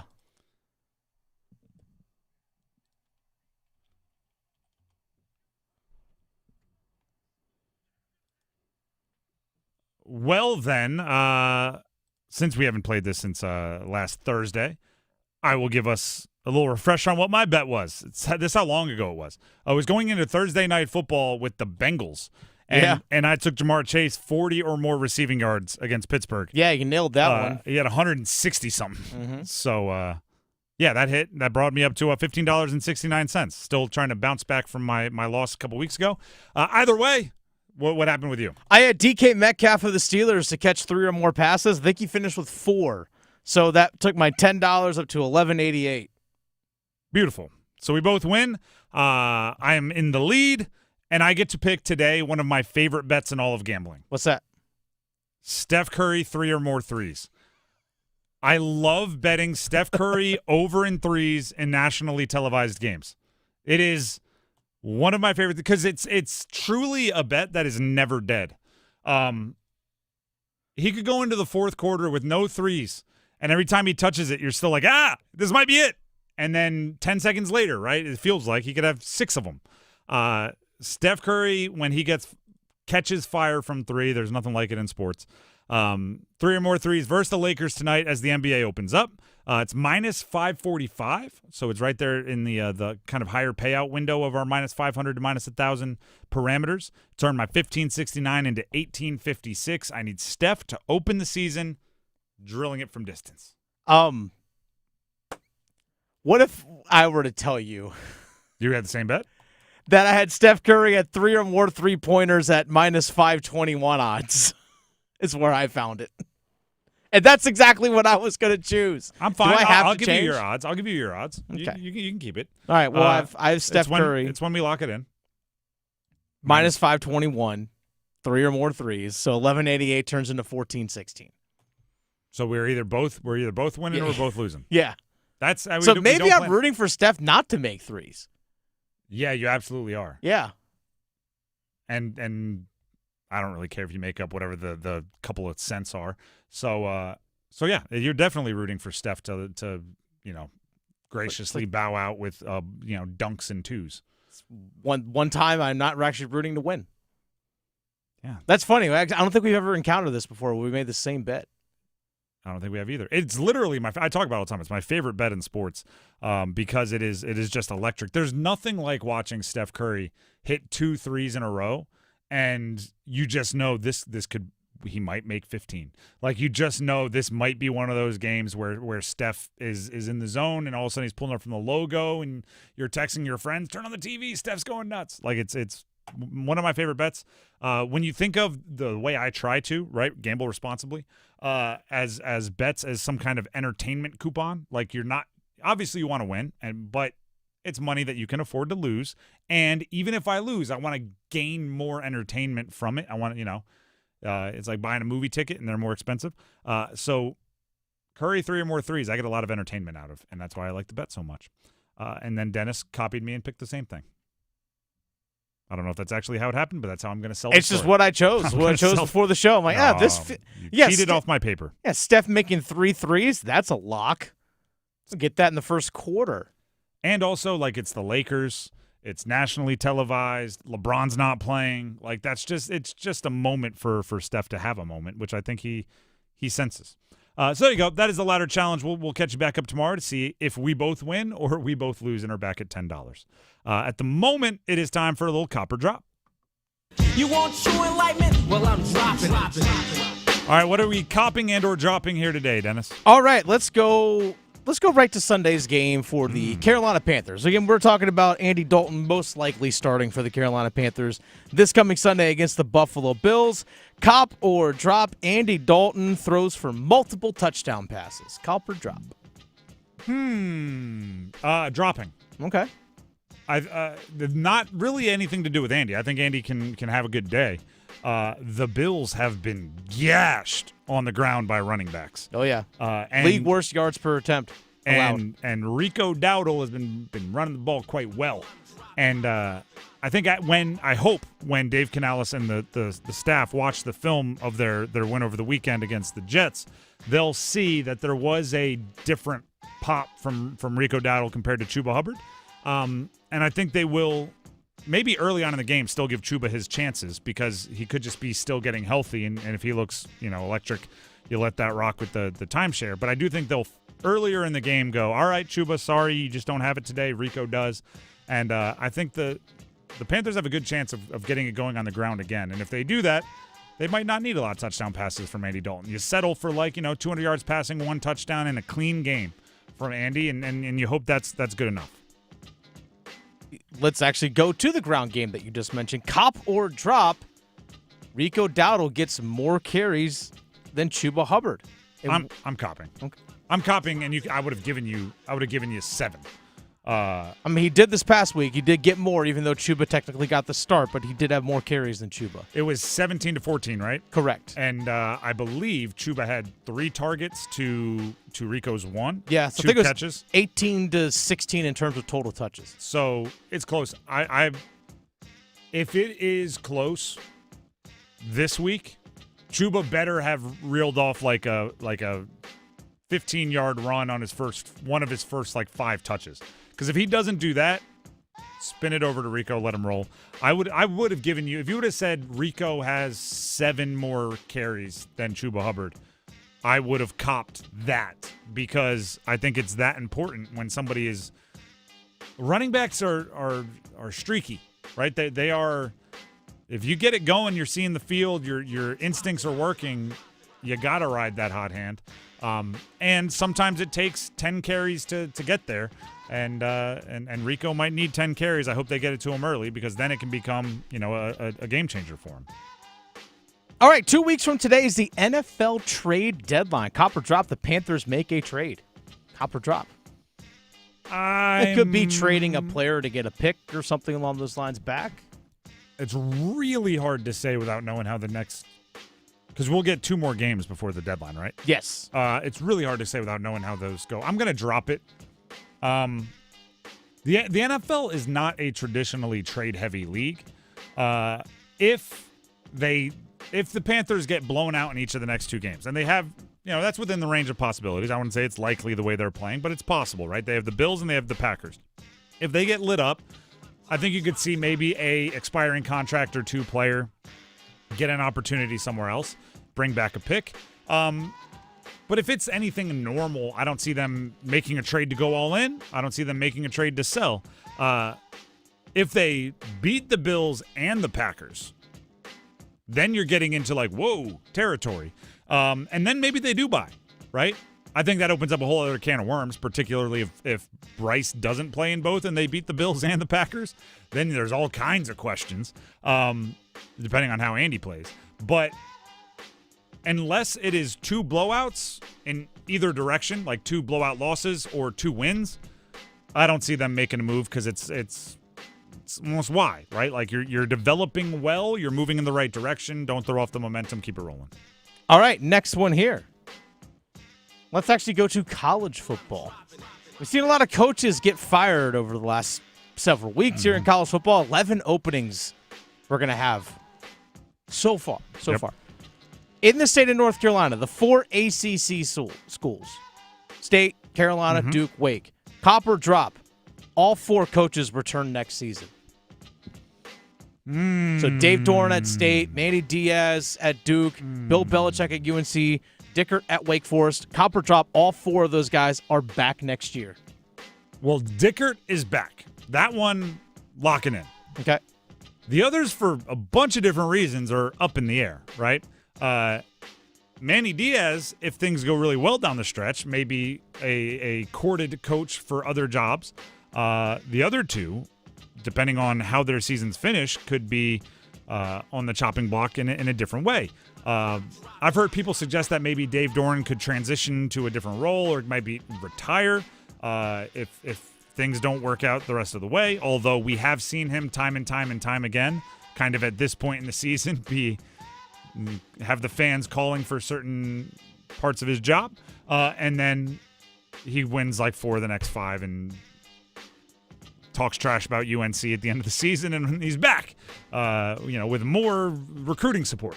And obviously Bill Belichick, who the heck knows? So what am I would copping only if all 4 return? Yeah, all 4. I'm dropping. I think at least one has changed. Although Duke fans, I do want to give you this one. Mike Elko laughed and said there's no chance that Penn State is his next move over there at Texas A&M. And where have we heard that before? There's no way he'll leave in the middle of the night on a private jet, right? No, never. Boy who cried wolf. Never. But I actually don't think he would take the job because Texas A&M has a bunch of money as well. They have a ton of money down there. If anything, he might use the Penn State job to get a pay raise from Texas A&M. But that's a different conversation. I just thought I'd bring it up because it's fun to say. All right, next one here, college football related. Cop or drop, the ACC gets 2 schools in the college football playoff. Cop or drop? Copping. Gets 2? Mm-hmm. Copping. I think 2 is the floor. 3 is desired. 4 is a pipe dream at this point. I went into the season with, I think 3 is legit. 4 is what you really hope for. But I think 2 is that's the floor, right? Georgia Tech, Miami. Oh, you're gonna ask me who it is? Yeah. Well, the ACC has 4 teams ranked right now, right? Mm-hmm. Obviously, somebody's going to win the conference championship, and I think really any of those 4 are in the possibilities. Even a team like Duke, if they run the table from here on out, they'd only have 1 loss and 2 losses in conference. How am I doing bad math? They only have 1 loss. They only have 1 loss in conference. So that they obviously become a potential, and they'd be playing Virginia, so they would have the tiebreaker over them if they're both 1 loss. So there's a bunch of different possibilities. Yeah, I guess right now, Georgia Tech, you look at the rest of their schedule, as long as they don't get smoked by Georgia, I think even a close loss in the ACC championship would put them in. So there's a few different ways you get to 2, but I think 2 is the floor for the ACC. They have Syracuse, NC State, Boston College, Pitt remaining on their ACC schedule. That is not a terrifying schedule. No, it's not. It's not. I mean, there's no reason why they shouldn't win all 4 of those games. That's whose schedule is that? Georgia Tech's. And then Georgia. Yeah, then Georgia to close things off. But that's their ACC schedule to close things out. Yeah, so if they're in the ACC championship game as long as they don't get beat by 40 to Georgia, I don't think they'll fall below. Like they're 7th now. If they win out, they'll probably be top 5, just by nature of teams above them losing, right? Mm-hmm. Even if their wins aren't respected, just being undefeated. And then you move on to the next group. You play Georgia. If you don't get smoked, even if you lose, you fall to 7. ACC championship game, close loss, you're probably already in. And they're kind of like this year's Indiana. Where in that sense, really where it's 11 wins and they lose to Ohio State in a not that close of a game, but still get in, that might just be enough. Yeah. And then somebody else gets in, with the win or with the loss in the ACC championship. Okay. All right, 2. I think Georgia Tech, Miami. That's what I'm going to say. All right, next one here. Cop or drop? As long as Carson Beck doesn't throw 1,000 interceptions. Well, as long as he doesn't throw his wide receivers under the bus. There's that too. That too. All right, let's go to Carolina Hurricanes here. Cop or drop? The Carolina Hurricanes will trade Andrei Svechnikov this season. Cop or drop? Drop. And I mean, as anybody that listens to the show knows, I'm quite callous with my trade ideas, right? I think if they were going to trade Svech, it would have been done by now. Mm-hmm. I think they value what he brings, whether it's on the ice or maybe off the ice. I don't know. I think they, for lack of a better term, like he's one of them. He's a Kane, and they are a loyal bunch. Obviously, if they get their socks blown off by a trade, you know that Eric Tulsky is out there having the conversations. You know that he's talking to every GM in the league. If somebody's out there is really in love with Svech, maybe it could happen. But, yeah, I mean, this past offseason, he was probably a pretty like high value after the postseason scoring run he went on. Mm-hmm. After his start, it's probably not as high right now. He's been. I saw somebody on Twitter describe him as this. They said they had never seen him as uninvolved as he has been through the first 6 games. And I kind of like the way that was because I don't remember like huge gaffes for the most part. It's just he hasn't been involved, which is a weird thing for Svech. So I don't think you sell now. If he goes on a hot streak, maybe you try to sell. No, I don't think he gets traded. I think there are other trades that could be made, but that's not one of them. So he also has, by the way, he has a 10-team approved trade list. So he can say, these 10 teams you can trade me to without having to get my approval. So that obviously limits your market and stuff as well. All right, final one here. Cop or drop? The Carolina Hurricanes will finish the season with a power play percentage over 20%. Cop or drop? I think I'm going to drop it. Okay. I'm reluctantly dropping it. I've just watched the power play all. You know what? Actually, stop the music. This is a longer conversation. Drop the music. All right. Drop the music. Cut the beat. I'll go a cappella. The power play is it's a really tough conversation. For this reason, it seems to me, and with the acknowledgement that I am not an X's and O's guy the way I am in other sports with hockey. It seems to me that The reason why I'm so frustrated by the power play, and I tweeted this out yesterday, so I'll put my cards on Front Street with how frustrated I am by the Carolina Hurricanes power play. I don't think this is allowed. I don't think the CBA, the Players Association would be cool with it. But I would ask, at least, if I could somehow work it into their contracts that everybody that sees the ice for a power play, if there is a full power play that goes by and there's no shot on goal, I get to fine you all $50,000. Everyone that was on the ice during that power play for, say, more than 30 seconds, 20 seconds, now pick a number. If there's no shots on goal, you get each fined $50,000. And I hope I don't fine any of you ever. I just think they need to be less precious on the power play. And the reason why I think it's so frustrating is so many of the skill sets I see in 5-on-5 or so many of the skill sets I see in shorthanded, I look at and I go, that would be really good on the power play. Then they get on the power play and it's not there. It's a weird thing that I can't describe or can't figure out why it would be that way. A team that is known for outshooting their opponents completely can't shoot on power play. A team that gets an absurd amount of chances on shorthanded opportunities, a team that is really good in overtime when there's more space on the ice, goes to power play and they get stagnant. And part of me, right, it's almost a chicken or the egg. And correct me if I'm wrong on this, Dennis, but it feels pretty accurate. I get why they're stagnant because, like, you don't want to be the guy who's not in position to field a pass and then it leads to a clear out and you're out of the zone and it's a whole thing. Mm-hmm. A lot of times the cause chaos, to use one of their own terms. The chaos on a power play is caused by shots, right? And then puck retrievals and then the PK is out of position and you're reacting and bada boom, bada bang, you score. So it's almost like if no one's shooting, you kind of have to be stagnant. And then if you're stagnant and no one's shooting, you just end up standing around for a power play. It's like the first shot is the one that I don't care if it's forced. It just needs to be taken.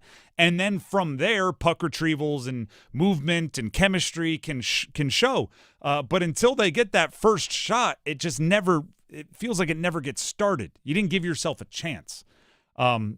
There's nothing more like deflating to me than when the power play ends, and especially all these away games, you hear Mike Maniscalco goes, right, and the Golden Knights will kill the penalty, and then Trip Tracy chimes in with just no shots on goal in that one. And I'm like, goodness gracious, right? It's the same feeling on, like, if I'm watching a baseball team and I'm rooting for the team hitting and somebody strikes out looking on 3 pitches, and I'm just like, you didn't even give yourself a chance. You got swing the bat, right? The first 2, fine, right? If you go the first 45 seconds without taking a shot, fine. But eventually it's like, if we don't shoot something here, we're going to go this whole time and not even get a shot on goal. And then they don't. It's wildly frustrating to me. I think the biggest thing with any power play, any effective power play, you want the defense and goaltender moving. Yes. That's the biggest thing. But in order to do that, you have to move your feet and move the puck with it. That's what it comes down to. You can't just be, all right, I'm up top here at the point, going from side to side. We got 2 guys on the wing and like a high bumper slot and like someone in front of the net, and just stand there. I mean, the only guys that can effectively do it are like Alex Ovechkin standing in a spot. But here's the thing. He gets those goals off of puck movement and the goalie having to move and the defense having to move. I think that's the biggest thing. You have to implement some sort of motion. You have your skill guys, your top unit is too skilled and too fast and too good as skaters to be standing still. And it's so frustrating because you watch them in 5-on-5 and they're wizards. Right? Yeah. They're moving. They've got the puck skills. Ehlers is bringing it into the zone himself. The passing between Aho and Jarvis is awesome. Then it's all those same guys. They put them on the power play and they just stand there. And I'm going, no, pretend it's not a power. Can we not tell them it's power play? Just have them out there going, it feels like there's not a defender here. Like, just somehow hypnotize them to think it's 5-on-5 because they play better power play kind of technique against 5-on-5. So that's the frustrating part. And also net front presence. Like, again, you were also hoping that Andrei Svechnikov would be that as well, but Well, what you were hoping Andrei Svechnikov is something else I've been asking for, and I brought up earlier, is kind of the volume shooter, right? Just somebody out there whose skill set leads to trying to get goals and going for it. And, as much as everybody else is trying to be the Brazilian soccer team, the beautiful game, there's one guy who's like, nah, I'm going to try to score. And I think a lot of the hopes were, especially when he had 60-some-odd points when he was 19 years old, right? Like when those hopes were all put on Svech and that he maybe hasn't been there, maybe you're looking towards somebody else and giving them that directive. Stankoven. Could be Stankoven. I put Stankoven on that top unit. I wouldn't hate that. I also don't I'd be curious on what the messaging is to somebody like Jarvis. Like I might sit down Jarvis and go, "Hey, listen, man. You're the dude. Go score." Right? Like all the tricky passing, we brought in Ehlers to do that. We want you to back of the net. Mm-hmm. And make it happen, right? That unconscious shooter, right, who doesn't feel bad about missing shots, actually is kind of like, again, I used the Kobe example earlier, but when teammates went to Kobe and said, stop shooting with two hands in your face, and Kobe said, well, that means there's one less person to rebound, get the ball. Like, that's your job, right? If they're got two hands in my face, like I want that, maybe not that aggressively, but I wouldn't hate it if Seth Jarvis is like, a missed shot by me ain't nothing but a pass to one of you. Buckle up. I'd kind of like that. I do want to bring up one, and this is from Twitter. I apologize for not noting the Twitter handle who sent this to me, right? Because I was, like many, venting about the power play on Twitter last night, and somebody brought this up. Do you think practicing against the Canes PK, particularly when healthy with Slavin and the full unit, impacts maybe how they play or how they treat it? Because it's so impossible to get a Jacob Slavin or that group out of position that it's like normally we're moving a lot and it doesn't matter, right? Yeah. They're always in good position anyway, so might as well just pass it back and forth. And they almost train themselves to get in that. Like, if you get a long break, should they be bringing up the AHL PK just to practice against and be like, look, we can get these guys out of position. Let's work on that, because it's an interesting thought, just because I have a very hard time figuring out why a power play unit that consists of the first power play unit for the Canes wouldn't be just all movement based on their skill sets, and something that they do that not any other team in the NHL does is they go up against their own PK unit in practice. So I don't know. I don't know if that impacts it, but I like the thinking outside the box nature from one of our listeners. So shout out to you. Dennis, I guess I'd put that to you. Do you think it could impact things? I mean, it makes sense. Yeah. Also the Canes PK itself is relatively aggressive, like really aggressive. True. Which is a lot of teams aren't used to, and also the way they rotate is much more different than most teams. Yeah, that's the other thing. It could be they're used to like waiting until somebody charges at them to make the move, and then they get against another PK who just kind of sits there and hangs out and waits for you to make the move, and you end up just waiting, and then all of a sudden it's minute and 45 has gone by. Because I do also get that sense, right? When there's like 15 seconds left on the power play, suddenly there's a frenetic energy, and I'm going like, it would have been nice to get that minute and 15 seconds ago. But it doesn't happen until, you almost get the ticking clock. That was me venting about the power play. I forget even what the copper drop was. But if they finish above 20% on the season. Yeah. I hope they finish way above it, but I don't know. I haven't seen it much this year. But as Dennis said, last year there was kind of ebbs and flows in the power play as well. But I'll put it this way. They're not going to reach the lofty heights they want to reach in the postseason if they don't absolutely take advantage of the man advantage, right? If you don't have that almost as a like ace in the hole, right? Just the kind of advantage. That's why they call it the advantage. If you don't take advantage of it, it's really hard to beat good teams. That's it for the power play for now. When we return, maybe more from the power play, depending on your feedback, because we're going to go to your comments from online, something we call Feedback Frenzy, coming up. Hey, it's Adam Golden. As the Carolina Hurricanes shoot for their 8th consecutive playoff appearance, that's right, 8 in a row. That's not the goal, I should remind you. The goal is being, as Rod Brindamore likes to say, the last team standing. What do they need? Who will get them there? You know where you can find the answers on every episode of the Canes Corner podcast, live on YouTube after games, and wherever you get your podcast. Rate, subscribe, like, share, tell your friends. You're listening to Leaf Filter Radio, and the guru of gutter protection himself, Chris Coonahan, is here to take your most pressing leaf-related questions. Hey, everybody, Chris here. I understand we have Ron on the line. Ron, where are you calling from? Uh-oh. Ron, are you calling from a ladder? Well, I was. I wanted to ask Chris what I need to do to get my gutters ready to have Leaf Filter installed. Oh, Ron, you don't have to do anything. A Leaf Filter Trusted Pro will come out and clean out your gutters, realign and seal your gutters, and install Leaf Filter, America's #1 gutter protection system. So I didn't need to get on this ladder? Ron, Leaf Filter Trusted Pros are in your neighborhood and ready to help. Just visit leaffilter.com/deal to schedule your free gutter inspection and get up to 30% off. Thank goodness.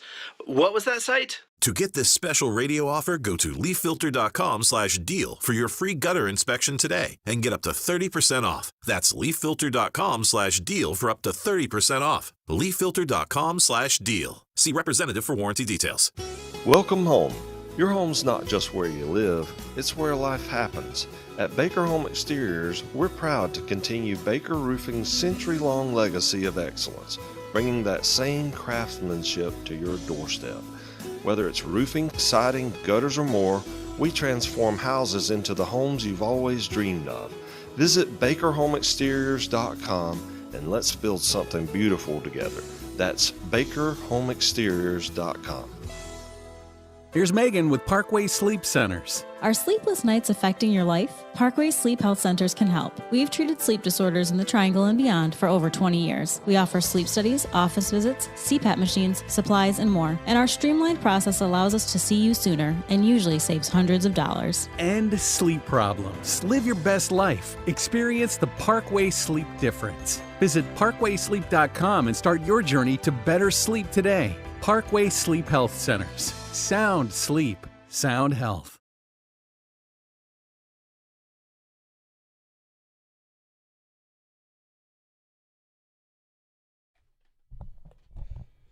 The Drive with Tim Donnelly here on 99.9 The Fan.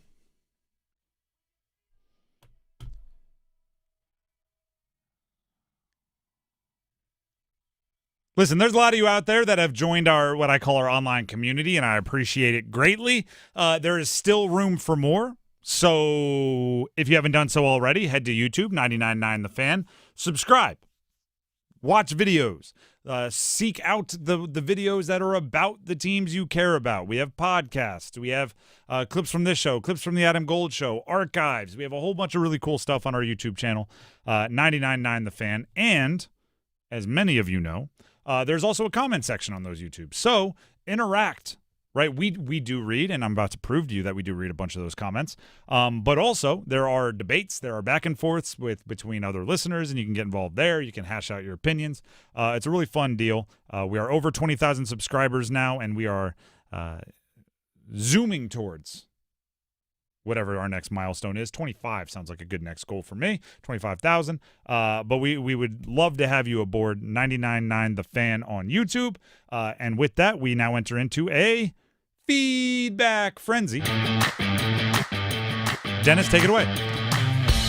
All right, so a lot of discourse, I guess you could say, a lot of conversation regarding the Carolina Hurricanes and their power play, including our guy Micah. Our guy Micah says, you know what? Go ahead and take Jackson Blake off that first power play. Let Bradley Nadeau be on power play number 1 and give Bradley Nadeau all those minutes over Jackson Blake. He also adds, put Jordan Stahl on the power play, let him win the faceoff, and let the Canes start with the puck and go ahead and just have him be a net front presence. Call up Nadeau, put him on power play 1, and also put him on a line with Svech and Stankoven as line number 2. And apparently just go ahead and get rid of Jackson Blake. Let me turn my microphone on. Yeah. Why are you being so conservative? Let's add some real changes. 2 goalies. Let's go crazy here. Let's do it. Listen, the Bradley Nadeau conversation is an interesting one. I do think he has that gene that I'm looking for of, like, his mind is set towards scoring. But he's not down in the AHL because of his scoring ability. There's other parts of his game they want to round out. And also, like, I saw that he pulled off a lacrosse goal. Yeah. That's awesome. Very viral. Love it. I get you. As far as, like, things that would make me want to pull a player up to the big leagues, their ability to pull off an in-game lacrosse goal is not one of them, right? It's oh, you mean that thing that happens like one every 1,000 games, an opportunity to do?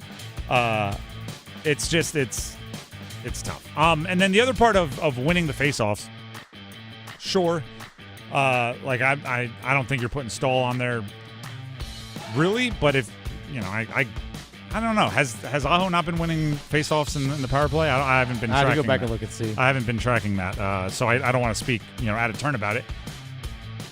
But I can tell you this: I've been watching the power plays and getting very frustrated, and I have not once said they've lost another faceoff. More often, I'm yelling, "Shoot the puck!" So let's deal with that first, and then we'll figure out the rest later. I don't mind the thought of Jordan Stahl actually being in that front presence, but I'd say put Stanko in there. But listen, like, Stahl is already does a lot of other stuff. He does. And he's older. I mean, you want to throw another 4 minutes of ice time on there for him? Like, it's tough. You want to keep him fresh all year. His job is not an easy one. All right, let's go to a conversation we had yesterday about North Carolina football. UNC, Bill Belichick lost again, obviously, over this past weekend, Friday night out in Cal. This one comes from Jonah Falcon. Jonah says, what 5-star recruit will want to play for Belichick if he's trying to ban scouts from a team? Interesting. I mean, I don't know what recruits are looking for, first of all. Yeah. I think if you outbid everybody else by $500,000, they may be interested. But I also saw, I think it's Cincinnati has banned, meaning Cincinnati, like Luke Fickell, like the Bearcats, obviously not the Bengals, has banned scouts from practice. So maybe it's more common than we think. Basically there was a Cincinnati game that had a bunch of scouts there, and somebody said, well, yeah, it's their only chance to see players in person because they can't go see them at practice like many other schools. And then some corroborating was done, and it appears as if it's true. And Luke Fickell has had success. There's some teams out there, or some players in the NFL that have come through his program. So it's an interesting one. I wouldn't do it. I would welcome NFL scouts with open arms and give them access to whatever they want, and I would do everything I could to help my team until I thought it was a distraction. And if it was a distraction, then maybe I would rewrite some of those rules. But I can't see why you would go cold turkey the way it appears UNC has. I'm not entirely sure what the rules are regarding scouts at the facility and things on those lines. Like, is there a limit on how much of practice you can watch? Is there a limit of like how much conversation you can have with players or coaches? I don't. As far as actual interaction face to face with players, I don't know. But I know you can be at as many practices as you want. You can turn over, like at the University of Delaware every once in a while, because I was a late night film guy. I like to come in the quiet of the night and watch some film. Every once in a while, I'd walk into like our quarterback room, and there'd be like a Jag scout sitting there, and he'd just be like, "Oh, sorry, they said I could have access to it," and I'd be like, "Oh no, you're good. I'll go in the receivers room or whatever." But it's you can just turn over the keys if you want to being in the facility. Yeah, I just didn't know what the player interaction. Anyway, it's fascinating rules. All right, this one along the same conversation regarding UNC football right now. This one comes from Roy. Roy says, actually it's Roy Boy, but Roy Boy. It's very obvious Bill Belichick is not suited for college football. It's more about developing young men. Talent only gets you so far. He's saying, the commenter is saying college football is more about developing young men, and not saying Belichick is more about developing young men rather than... saying college football as a whole, yes. Hence why Belichick's not suited for college football. I would argue college football is becoming less and less and less about the actual development process, especially at the Power 5 level. And it's becoming more and more and more about the evaluation process and deciding where to spend your money and which players are ready to come in and fit. it used to be all about development. But the transfer portal and NIL has changed that in a big way, which is why I think some, including me, were cautiously optimistic about what Belichick might bring. And it hasn't worked out. I think there's other if it doesn't work out for Bill Belichick, I think there's other reasons that it won't have worked out other than his individual ability to develop football players. I think mostly it would be who he's hired around him and who he has lended his loyalty to. But it's crazy because even the Pat Welter, kind of the article that started everything, Pat Welter, WRAL, it was the first kind of sourced, confirmed dysfunction within the organization interview. People were saying some pretty ridiculous things about how dysfunctional that franchise was or that program is.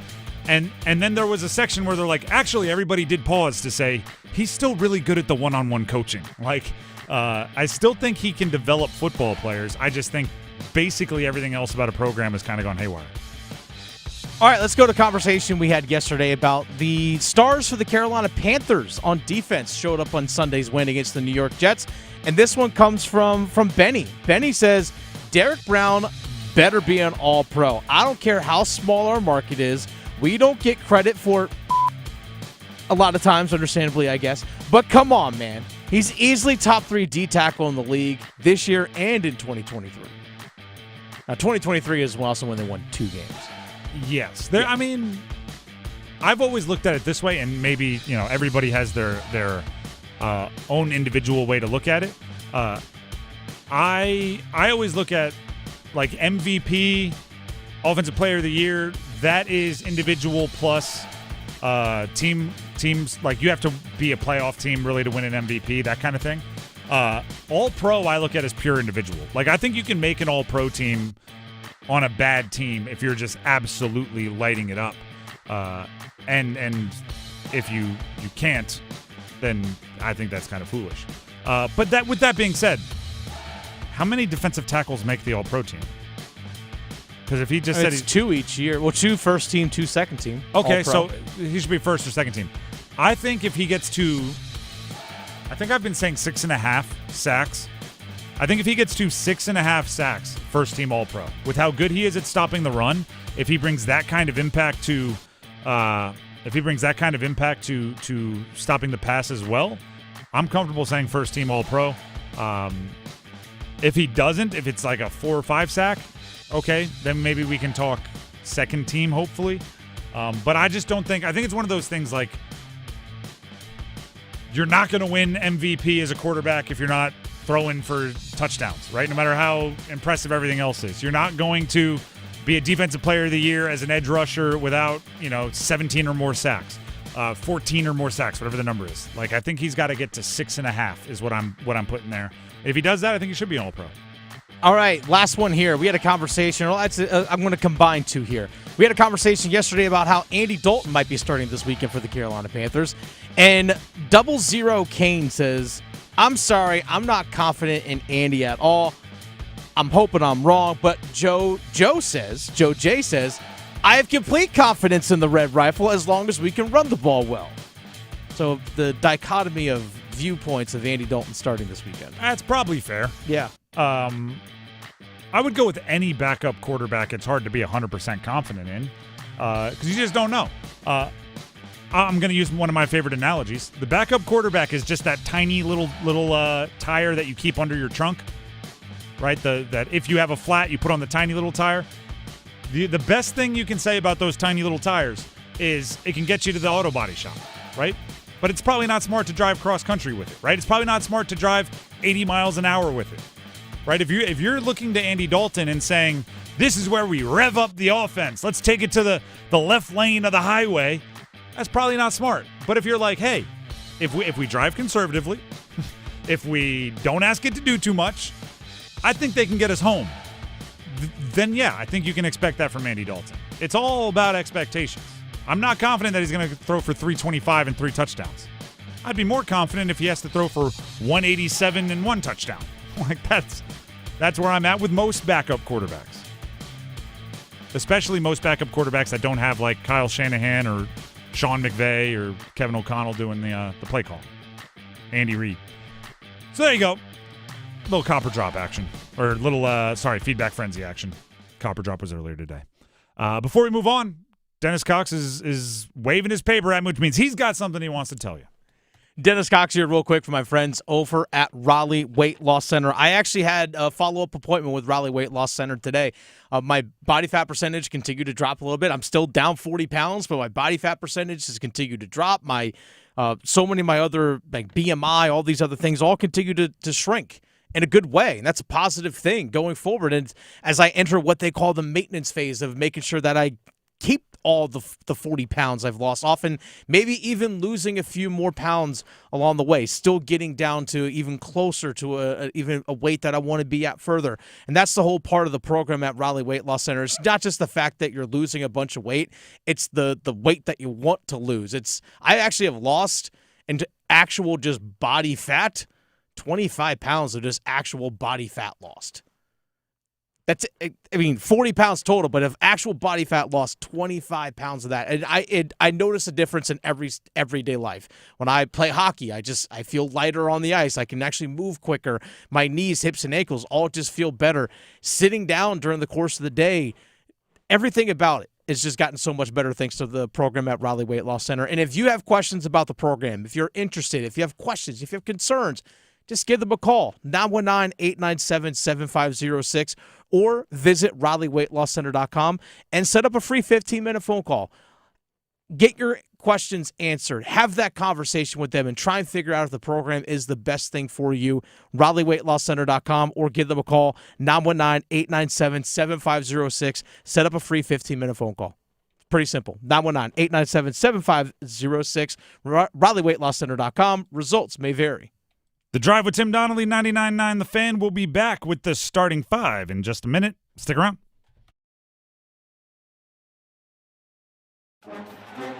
The road to college football's national championship runs through 99.9 The Fan. The ACC, the SEC, the biggest matchups will be found here. Biggest play of the season for Miami.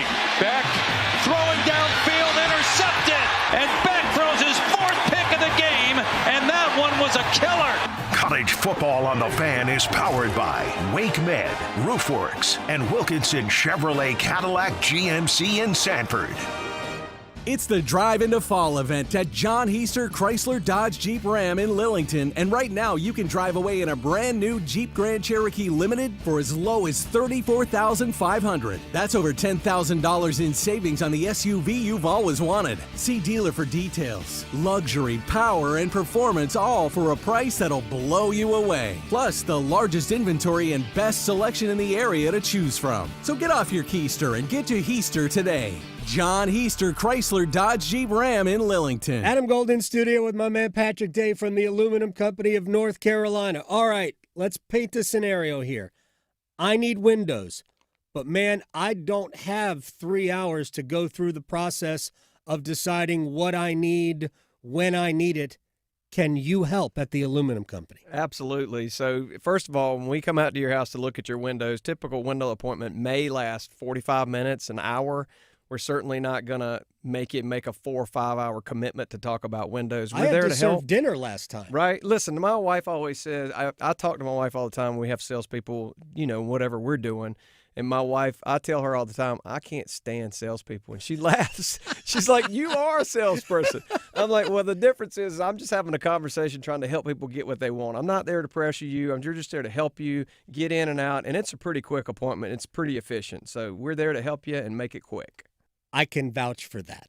The Aluminum Company of North Carolina, online at aluminumcompany.com. I'm attorney Brian Ritchie. Getting hurt in a car wreck comes with all kinds of stress and frustration. But when you call me, I'll be on top of all of it. So all you need to worry about is getting better. If you've been injured in a car wreck, I'm on top of it. Contact us at ritchielaw.com.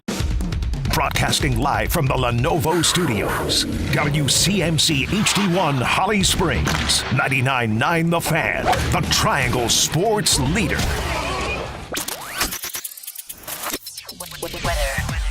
I'm WRAL meteorologist Kat Campbell. A couple of sprinkles are possible tonight after sunset. Unfortunately, it's just not going to add up to much in your rain gauge, though. Otherwise, partly cloudy, a low of 51. It's bright and breezy on Wednesday, 74 degrees under sunny skies. Weather update brought to you by Newcomb and Company, where your comfort is their business. Visit newcombandcompany.com. 5 o'clock check of your money. Dow Jones today up 218 points to 46,924. It's 5 o'clock. Time to serve up the biggest sports stories of the day. Here comes your starting five. The Drive with Tim Donnelly here on 99.9 The Fan. Please download the app. Haven't said that enough. 99.9 The Fan. I still call it the brand new app. It's like a month. It's still fresh. It's like a month old, and it's the good news is it changes every day. We add content to it literally every day. If you like to read, listen, watch, whatever, win, right? We have contests on there. It's all on the 99.9 The Fan app. Your favorite teams, the shows hopefully you like that we produce here. It's all on 99.9 The Fan. Find it in the Google Play or App Store. We would appreciate 5-star ratings and positive reviews and all that cool stuff. So check it out. It's all happening. 99.9 The Fan app. Now let's start with the starting five. Starting with number 5. Count them. 1, 2, 3, 4, 5. The Charlotte Hornets. The NBA starts tonight. There is Houston at OKC at 7:30, and then the late night is Golden State at Lakers. I think these games are on NBC, right? It's a return to NBC? They are. Which I'm told the legendary Round Ball Rock. I think the guy that wrote it, who's like the famous... Oh, John Tesh? Yeah. He's North Carolinian. North Carolinian. Yeah, exactly. Absolutely. So, I mean, first of all, it's a banger. It's a great song, right? It might be the number one draft pick for songs I have had unintentionally stuck in my head, where it's like, oh, great, I've heard that once today. Now I'm going to be like walking around humming to myself, Round Ball Rock. But it is on NBC, and I believe they've done like some modern touches, but are going to go kind of with what we all remember from the great NBC NBA coverage from back in the day, which is pretty cool. Houston and OKC. Do you know what is? I'm just going to give you like a fun fact about each of these. You want a fun fact about Houston and OKC? There it is. Do you know what is early 2000s hip hop? One of the most genius moves of all time. Nelly sampled that song in a like a rap record, and I was like, great. Now I don't know if I have the Round Ball Rock or the Nelly song stuck in my head. Either way, it's a smart move by him to co-opt it. I saw this online, so it's definitely true, right? Nobody's ever lied on social media. The Houston starting lineup has more starts as members of OKC than the OKC starting lineup does, because they have Durant and Steven Adams and a few other guys that have bounced around a little bit. And OKC is the defending champ. That's how young OKC is. I rarely say this because I think it's wildly difficult to be a dynasty in any professional sport. I don't see how we're not on the precipice of like 4 titles in the next 12 years by OKC. If you can afford to keep them all. They have $1 billion draft picks to replace their fringe players. Everybody's young and ascending. It's crazy. And there's only 4 players in the history of the game that have been MVP, won the scoring title, and won an NBA championship in the same year. Kareem Abdul-Jabbar, Michael Jordan, Shaq, Shai Gilgeous-Alexander last year. Like they've got something cooking there. And then Golden State at Lakers. LeBron won't play, but there's Steph Curry versus Luka. Hey, I'm in. That's all you got to say. Enjoy it. I'm in. By the way, does it make you feel old that LeBron's not playing because of sciatica? Doesn't make me feel old. I know. LeBron is the last. Maybe I'd actually go LeBron and Aaron Rodgers. They're like the last, and Chris Paul. Shout out to Chris Paul. Yeah. They're the last guys that I still feel like are a decent amount older than me that are still playing. Everybody else, if you're still kicking, like Andy Dalton's kind of like my age. He's a couple years older, handful. Those guys still feel like, yeah, I was in high school when you were playing pro. Everybody else. So, no, LeBron feels old, not me. He's class of, what, 03 high school? Yeah, he's 1 year ahead of me.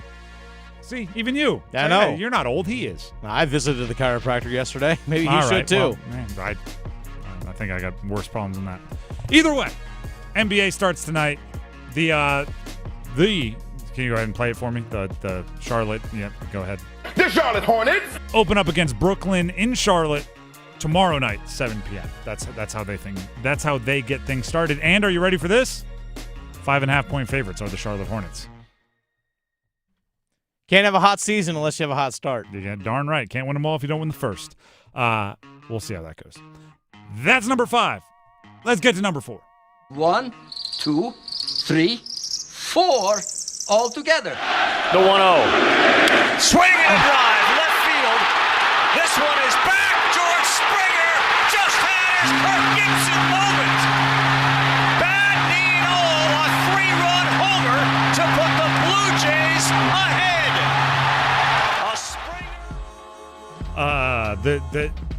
Apparently Springer, by the way, really it was a kind of a Kirk Gibson moment. The adrenaline didn't make it seem like it. I guess his injury is kind of like he has a hard time moving around. And then he hit the home run and jogged around kind of easily, and everybody was like, "Oh, it's not even." I think it was just he had just hit a home run to potentially put his team into the World Series, and his knee said, "We're good for one jog around. We're good for. I got you." Apparently, he's really hurting, but hey, you grin and bear it to potentially put your team into the World Series, and that's exactly what he did. The World Series is set now after that Game 7 victory for Toronto over Seattle. It is Dodgers as the higher seed. They'll be the home team to start things off, and Seattle gets eliminated. Toronto advances. Why, Dennis? I'll set you up for the same story we told earlier. Why do you have an ECU logo over my shoulder on the YouTube live stream? Well, this is a pretty simple one. There are a couple of former ECU Pirates that are pitching for the Toronto Blue Jays. Let's hear it. So you have Jeff Hoffman, who's a relief pitcher for the Blue Jays. Been in the Major League Baseball for about 10 years now, 32 years old. And also Trey Savage, who's a rookie, right-hander, just 22 years old, and been dealing this postseason. So yeah, Trey Savage, Jeff Hoffman, former ECU Pirates playing for the Toronto Blue Jays. I have Jeff Hoffman's college statistics here. 3 seasons, I believe, all at East Carolina. 12-12 record, 3.27 ERA, 250 innings pitched. Okay. I'm not going to say that's not really impressive because it is. I'm not sure that screams like 10-year MLB veteran, like kind of workhorse in the big leagues. Savage was more of a dude, and that's why in his rookie year he's already holds some franchise debut records and things, and obviously he got the ball in a pretty important situation for the Blue Jays in the championship series, and it appears as if he's going to get the ball in some pretty big situations in the World Series as well. Pretty cool. Shout out to the Pirates. That's number 4. Let's hit number 3.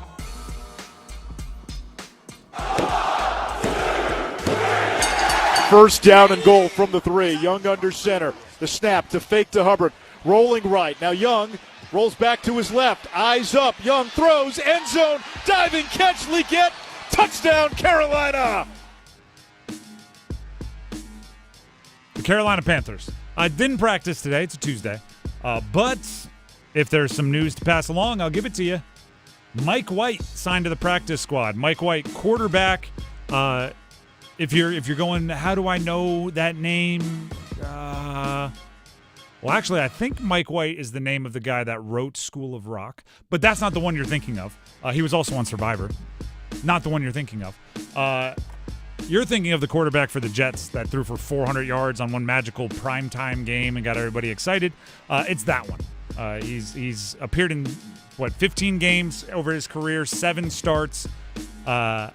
As Dennis pointed out earlier today off air, has more 300-yard passing games than Bryce Young. Yep. In 7 career starts. the way I've described, just so you get to know him, right? Because obviously Mike White being signed to the practice squad, it's probably with the expectation that you are going to elevate him on game day to back up Andy Dalton, assuming Bryce Young can't go, which is, I think, most of our assumptions. I think he and Bryce are, like, from a risk aversion / risk comfortable mindset, come from very opposite sides. Where when things get going against him, Bryce kind of clams up a little bit. And what I mean by that is you'll see him start throwing everything away. You'll see him start throwing balls in the dirt, intentionally protecting everything, almost to the point of like freezing or shutting down. When things get a little crazy for Mike White, he lets it fly. He's a, in the huddle, the coach is going, all right, here's what we're gonna do. We're gonna run a nice little hitches. We're just gonna run hitches. And do you know what you got? Throw it deep? No, whoa, no. Do not throw it deep. Okay, all right. And then if this works, we're going to go to play action. We're going to get a little rollout. We're going to have a crosser in front of you. What do you think you should do? Throw it deep? No, Mike. No. Little bleep it. Yeah, health. I always joke that quarterbacks need a healthy amount of bleep it. There's too much of anything. He's a bit of a glutton for bleep it at times. And for him, I don't blame him. He goes, look, I ain't got many more of these left. This might be my last time playing. I'm going to let it loose. I'm going to let it fly. I'm going to go out on my terms. There's no way I'm sitting in a rocking chair 50 years from now talking about, I really wish I would have checked it down. But there is a possibility I'm sitting there thinking, Tedero McMillan did flash into my vision late, and I checked it down anyway. And I kind of wish I would have let it fly, and I would have known how everything changed. If you see Mike White get into the game, buckle up, everybody. And it's, as any backup will tell you, one play away, right? If he is the one that's chosen to back up Andy Dalton over perhaps Hendon Hooker, which might be the other option, that is just all I got to say is buckle up. Hendon Hooker, by the way, is an interesting case. Former third-round pick of the Lions, was a Heisman contender before serious knee injury at Tennessee. Prior to that, started at Virginia Tech. So he's an interesting player as well. I'm just not sure with a win streak on the line against the Bills, you want to be throwing a guy in who has almost no NFL experience. Instead, throw the guy who has 7 starts. I don't know. It's not.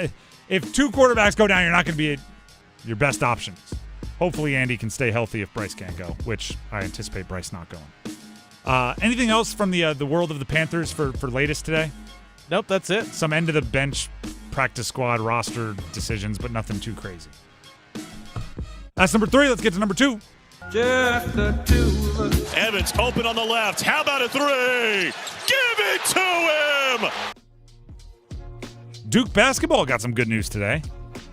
First of all, they play UCF in an exhibition tonight. Also, they got a commitment from Bryson Howard.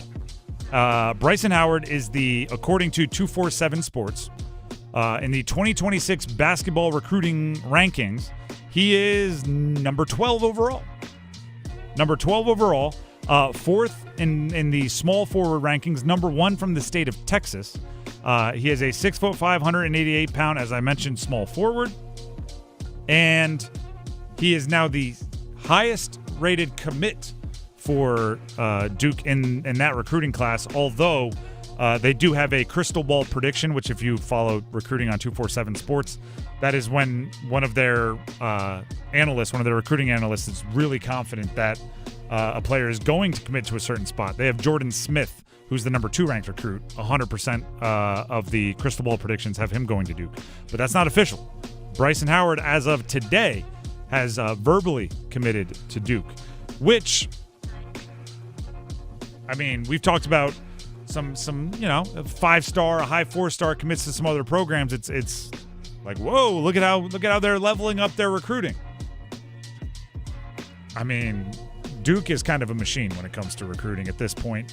Since John Shire's taken over, 3 of the 4 classes that he has recruited have been number 1 in the entire country. So, grabbing the 12th overall recruit, that's kind of, in a crazy way, par for the course for Duke, right? They're gonna have multiple 5 stars in darn near every class. So, good for them. Bryson Howard ends up being a player that is interested in making the trek from Texas to Duke. I know you had this earlier. I'm on his 247 page, and it doesn't have me right now. Who are the finalists? He took visits to Kentucky okay. back a couple weeks ago and also visited North Carolina back in September. Well, credit to Bryson for working himself into some pretty good options. Yeah. You're some legit blue bloods there. In more ways than one. Right? Exactly. 3 different shades of blue, blue bloods in prestige, and he made his choice. Goodness gracious. Can you imagine having that choice? Oh, I'm going to play college basketball. I just, on Tuesday I have to decide on Duke, UNC, or Kentucky. That's a good problem to have right there. Duke ends up winning out. And they play UCF tonight in an exhibition. Johnny Dawkins returns to Cameron Indoor. That's its own celebration in and of itself. Speaking of the way they build their rosters with so many top recruiting classes and so many 5 stars, and this year is no different, right? If you're looking at the Duke kind of depth chart, I would assume they are expecting contributions from obviously Cameron Boozer, obviously Dame Sarr, those are top recruits from different backgrounds. Nick Hamenya is a player that is expected to be highly leaned upon. Caden Boozer, floor general, point guard, that type of player, backing up Caleb Foster. Sebastian Wilkins, I've heard, is a sleeper to contribute. So these exhibitions that every team gets to play, right? It's funny how they used to be called like secret scrimmages. You would go play somewhere and like try to have nobody know what's going on. Now you can listen on Buzz Sports Radio. Which is a fact. You can listen to it on Buzz Sports Radio. No, we're not joking on that regard. It wasn't a joke at all. Like, it's 100% true. Now they fill the stadium, right? They want Cameron Indoor rocking because they want it to be as close to a game situation as possible, which I think is good, right? Get those freshmen as many simulated game reps as possible before you actually open up your season, which for Duke becomes even more important because if you look at their schedule, their non-conference schedule does not ease in. Their first real game is against Texas. They played Texas to open the season. So these obvious non-conference exhibition games become kind of your opportunity to get the jitters out because you play Texas to open, and your non-conference schedule includes number 19 Kansas, number 14 Arkansas, number 3 Florida, number 22 Michigan State, number 10 Texas Tech, before you get to your ACC schedule, which is obviously an ACC schedule meat grinder. So how they play tonight could actually impact actual, game scores. That's number 2. Let's get to number 1. Go one! Now it's Jarvis sending this one across and they score! Sebastian Aho! Well, the Canes needed it, and Jarvis to Aho. That was what it sounded like for the lone goal for the Carolina Hurricanes last night against Vegas. It was a 4-1 loss. The Knights got the win in Vegas. The Canes' first loss of the year. They are now 5-1 after starting the year 5-0. Obviously 5-0. For more details on that one, here's our very own Adam Gold with a recap we call 2 Minutes of Gold.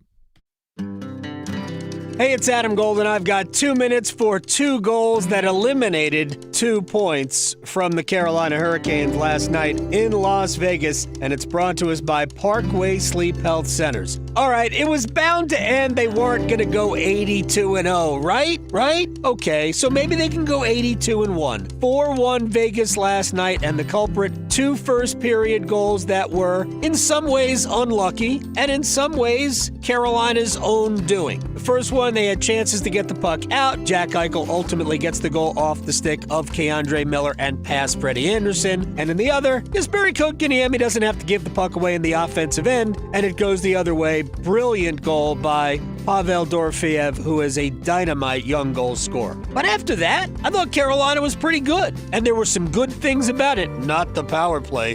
That was junk. But how about the top line? Getting on the scoreboard at 5-on-5.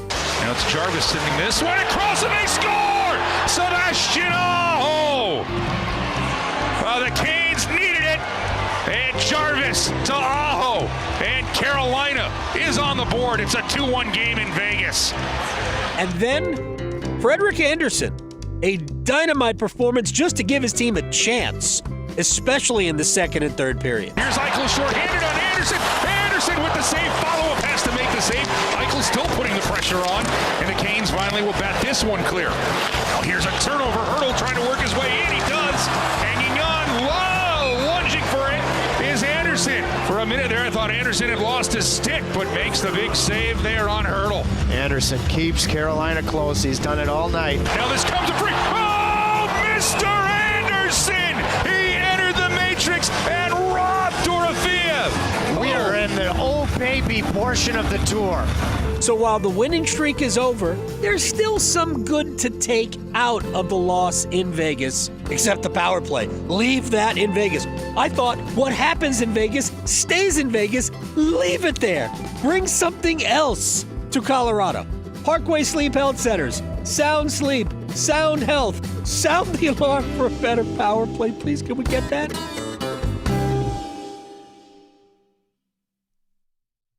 Thank you very much to Adam Gold for 2 minutes of gold, all about the Canes' loss last night against Vegas. Now, we've been talking about this game off and on throughout the show. There's one player that or actually a couple players, right? Because when you have a new season, you're going to be creating new opinions, right? You're watching guys for the first time. Even if it's something like bringing in a Nikolai Ehlers or trading for a Keandre Miller or promoting an Alexander Nikishin. There's these opinions that you've been told and you want to see for yourself. I don't, and I always make the same joke every time. I don't hold it against them, but I do have a few friends that are Rangers fans. And as soon as you know, I got time in, right? I got time into the relationship. No one's perfect, right? Exactly. We accept them anyway, despite their flaws. Do we? Despite their flaws, notable flaws. But my point is, when the Keandre Miller acquisition went down, it immediately came with like oh, you don't know what you're getting. Oh, he's so frustrating. Oh, get ready for the turnovers. Oh, get ready for this. And I want to, all right, I hear what you're saying, but that's different. That's not in the Kane system. That's not playing for Rod Brindamore. That's not playing with the blue liners on the Canes. Let me see for myself. Through 6 games, I can see why that might be an opinion, but I think the good dramatically outweighs the bad. I can see, like, occasionally he makes a play, and I think it's also partially because he is such a, and I say this positively as a fellow person with long limbs, he is so lanky that plays that might look different if it were a smaller person look more clumsy with him, right? Like the play last night where he kind of lost an edge and fell on his butt and then gave up the goal. I think part of the reason why that becomes so like, oh gosh, that's frustrating is because once he's on the ground, it's like he falls over like a cartoon, right? His legs bounce up and his arms are flailing and he's so gangly that it just looks kind of goofy. He makes a few plays a game where you're like, that wasn't great, but he has a bit of this is why part of the reason why I think they're so good skating together. He has a bit of the Jalen Chatfield thing, which is he makes really good plays really nonchalantly, which kind of doesn't give him the credit that he deserves, where he'll be, the defender, the defenseman on an odd man rush, and he'll just reach back, poke it away, secure the puck, clear it, and that's it. That's all we talk about, right? It's just Vegas has a 2-on-1, and then it's broken up by Miller, and look, now we're coming across in the neutral zone, and that's it. And I'm looking at it going, that was actually an unreal play, but it's kind of a thankless move, right? There's no touchdown dance that comes after that where he gets to celebrate, right? Like when a forward makes a great play, they end with fist bumps and huddles and you're high-fiving everyone on the bench and it's a whole thing, right? That's what happens after a goal. But when he makes a great play, it's just great. Now we're transitioning to offense. And I think there's way more of those than there are kind of the mistakes or whatever that may make it frustrating, or the one solo rushes he gets on where Ehlers feeds him a perfect pass, or he's coming out of the box and he's fed the leak out and he's one on the goalie and he did that, just hit him in the chest. Like there's those, but there's also a lot of good plays that are difficult to see. So I'm looking at Keandre Miller saying the good is severely outweighing the bad. And last night I think was a perfect example of that, because there's those, he had the one-man rush and it didn't work out, and he had the losing the edge and falling on his butt, and he had the goal that kind of bounced off him, and he had those meme-worthy or whatever you want to call it moments. But I think he had 10 or 12 other really good moments that he's not going to get the credit for because he just makes the play and goes about his business. And I think that's true for a couple of the new guys. The Drive with Tim Donnelly, 99.9 The Fan. Nick Keeshan does make the plays that makes you go, whoa, on the positive side. And I think that's why we may maybe overlook some of the rookie mistakes that we may be anticipating. Either way, we'll continue to monitor all of their developments and assimilations into the Canes culture. Or I should say, Carolina culture. See what I did there? Let's grab some numbers game contestants. Right now, call 919-860-5326 for your chance to compete in the numbers game and potentially, if you win a $30 gift card to Alpaca Chicken. Legendary flavor, hometown pride. If you want the gift card, you got to win the numbers game. If you want to win the numbers game, you got to call in now. 919-860-5326. That's 919-860-5326 to play the numbers game. We need 2 contestants. Coming up next. Move your sports day forward. For a team proud to pound the rock, there's a weird reluctance within the Carolina Panthers coaching staff to do so with the guy who we know can tote the mail, Rico Dowdle. Loyalty sometimes blinds you to the obvious. Just ride the hot hand. Dowdle's been your guy for a few weeks. Time to take those dark sunglasses off and see what he can really do. Get set up. Join Next Up with Paul Ihander. Mornings at 9 on 99.9 The Fan, the Triangle Sports Leader. It's bow time. Fumbling the food on game day? Rookie move. But Bo can make your tailgate a winner, breakfast, lunch, or dinner.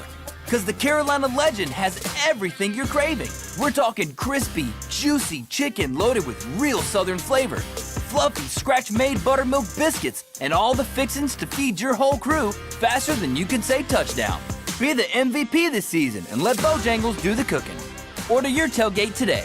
It's bow time. Planning a tailgate? Then it's bow time. Bojangles has everything you need for the perfect tailgate, no matter how many fans you're trying to feed. There's the original tailgate, the super tailgate, and for a really big crowd, the jumbo tailgate special. And if you like your chicken off the bone, choose the Supreme's tailgate special that includes 12 perfectly seasoned tenderloin fillets. So grab the tickets, get that Bojangles tailgate special, and go. It's bow time. Pierce the Veil. I Can't Hear You World Tour 2025. Pierce the Veil, live in concert in Raleigh. With special guests, Health, Eka Vandal, and Like Roses. Live at Coastal Credit Union Music Park, Saturday, October 25th. Get tickets now at livenation.com. Part of the Mattress Warehouse concert series. I feel like I am special, that I'm receiving an award for being an athlete. The Coastal Scholar Athlete of the Month from 99.9 The Fan and Coastal Credit Union. To nominate your athlete, text AWARD to 919-860-5326. Help keep our community safe and healthy during National Prescription Drug Takeback Day, October 25th. Find a collection site near you at deatakeback.com. Do your part to lower overdose deaths and prevent drug misuse before it starts.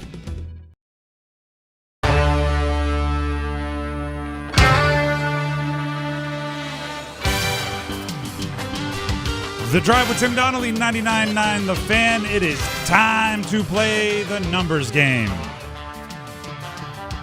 The contestants for today are James in Morrisville and Tim in Raleigh. They will battle it out for an Alpaca Chicken gift card, and they will battle it out using trivia of jersey numbers. That's basically what the numbers game is. As always, we'll bring them both onto the show. We'll ask them the same question. Dennis will pick his favorite answer, and that person will get to go first. James in Morrisville, you're up first. Can you hear me? Yes, sir. All right. So there's a lot of firsts happening, right? The NBA's opening up. We're going to see rookies for the first time. College basketball, there's an exhibition for Duke tonight against UCF. And when it comes to rookies, when it comes to freshmen, I always think of the rookie performances, right? Where the team gets together, you got to go up there. Sometimes you got to sing a fight song or something, but it's become more recent. I think with Hard Knocks always showing them. You always have to go up there and almost karaoke a song, and if the team likes it, they cheer you on, you're done. If they don't like it, they boo you, and you have to do it again. So I ask you this question, James in Morrisville. If you were a rookie on an NFL team or a freshman on a college team, and you had to do a freshman or rookie performance, and you had to sing a song to get the crowd involved and get them ignited, what song are you singing? That's tough. I'm gonna do Billie Jean. Billie Jean by Michael Jackson. All right, Billie Jean. That was a. I saw that one on Hard Knocks. I was just gonna say that was who's the edge rusher for the Lions? Goodness gracious, the really good one. Hutchinson. I wanted to say Atkinson, but I knew that wasn't it. All right, so you're locked in with Billie Jean. Thank you very much, James. Tim in Raleigh is up next. Tim, can you hear me? Hey, I got you loud and clear. Oh wow, you're coming through very clear. Tim, you get the same question coming your way, which is, if you were a freshman on a college basketball team or a rookie on a pro team, and you were told you have to go up and do a rookie performance, you have to sing a song well enough with enough energy that the team gets behind you. What song are you singing? I think that might be Sweet Caroline. Sweet Caroline. All right, that would play better with certain teams than others, but I like where your head's at. Tim, we'll see if you get to go first. Stay on the line. Dennis, you have Billie Jean or Sweet Caroline as your options. This is tough. It really is, because Sweet Caroline, there's a part of the song where everyone can kind of get into, which is a big thing. Exactly. But Billie Jean, everybody knows lyrics. Do they, though? I would guess I think so. Billie Jean's a little bit more difficult, which I think might be the play here, actually.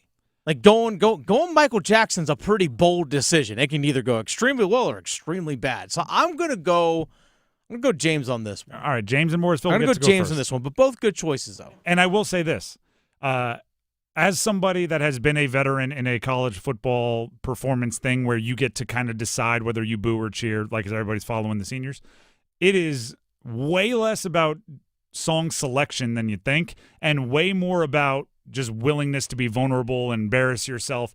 Whatever you sing, if you just go 110%, you're going to get cheers. If you go up there and you're too cool for school, you're going to get boos. That's just it's all about commitment. It is. It really is. James and Morrisville will get to go first. Tim and Raleigh, you'll have your chance. Just have to stay on the line and sit on hold for a second. James, you ready to pick a category?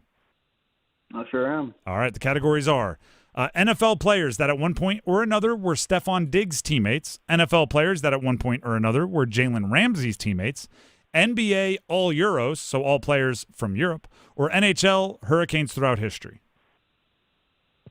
What was that first one? I know it's Jalen Ramsey's teammates, and who was the other one? Stephon Diggs' teammates. Yeah, let me do Stephon Diggs' teammates, please. All right, I'll give you these are NFL players that were all at some point in their career teammates of Stephon Diggs. I will give you the team and the player. Give me the jersey number as quickly as you can. 30 seconds on the clock. One pass if you need it. Any questions before we get started? No, sir. All right, your time will start when you hear the horn. Drake May, New England Patriots. 10. Correct. Dalton Schultz, Houston Texans. 88. Incorrect. Mike Wallace, Minnesota Vikings. 13. Incorrect. Dalton Schultz, Houston Texans. 87. Incorrect. Mike Wallace, Minnesota Vikings.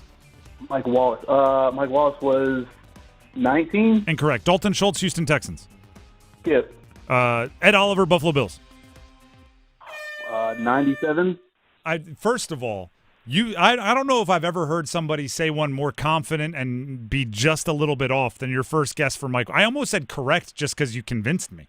It was number 11 is what we were looking for Mike Wallace. You were like, it's 13. I was almost like, yes, it is, but it wasn't. It's number 11.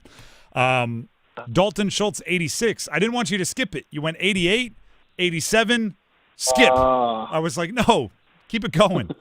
And Ed Oliver, you didn't have much chance there, 91. But you did get Drake May. You avoided the shutout, so 1 is the leader in the clubhouse. We'll see if it holds up, all right? All right. That brings us to Tim in Raleigh. Tim, can you hear me? I can hear you. Perfect. The categories remaining for you to choose from are NFL players that were at one time or another Jalen Ramsey's teammates, NBA players, all Euros, so all players from Europe, or NHL Hurricanes throughout history. I'll do the all Euros. Okay. NBA players, all Europeans. I will give you the team and the player. Give me the jersey number as quickly as you can. 30 seconds on the clock. 1 pass if you need it. You need at least 2 for the victory. Do you have any questions before we get started? No questions. All right. Your time will start when you hear the horn. Luka Doncic, Los Angeles Lakers. 41. Incorrect. Franz Wagner, Orlando Magic. 19. Incorrect. Luka Doncic, Los Angeles Lakers. 44. Incorrect. Franz Wagner, Orlando Magic. 28. Incorrect. Luka Doncic, Los Angeles Lakers. 4. Incorrect. Franz Wagner, Orlando Magic. 34. Incorrect. Luka Doncic, Los Angeles Lakers. Pass. Andrea Bargnani, Toronto Raptors. Let me think. That's an offer. I like the effort, though. You threw a lot of numbers out there. With Luka, we were looking for 77. And with Wagner, we were looking for 22. Bargnani, we were looking for 7. Unfortunately, that is not enough for the win. So hopefully you had some fun playing. All right. Thank you very much for calling in. And at the very least, thank your cell phone provider because you were coming through crystal clear. That means the winner is James in Morrisville. James. I can't believe you didn't see this coming. Now you have to sing Billie Jean. No, I'm kidding. I'm completely kidding. All you have to do is stay on the line and give Dennis the info he needs to make sure you get your prize. But you have an alpaca chicken gift card coming your way. Thanks, man. I'm actually I'm going to that exhibition game tonight, so well then I'll win, I guess. Then you're talking about the Duke UCF exhibition game? Yeah. Then I will pass this along. Malik Brown and Dame Sarr are both out with injuries. But obviously you'd assume that the team will be conservative for an exhibition game with guys dealing with any kind of an injury. So there you go. A little bit of info for you on your way to the game. And stay on the line. You'll grab that alpaca chicken gift card. Thank you, guys. I really appreciate it. Thank you. You probably won't see Bryson Howard there tonight, even though he just committed. By the way, Josh Howard's son, by the way. Oh, is it? Yes. I don't think we addressed that earlier. Wake Forest Josh Howard. Yes, Wake Forest Josh. Native North Carolinian Josh Howard. That makes sense for why he, like, of his, the 3 he took visits to, there were 2 in North Carolina. But I would assume Wake Forest fans are a little like, what the heck?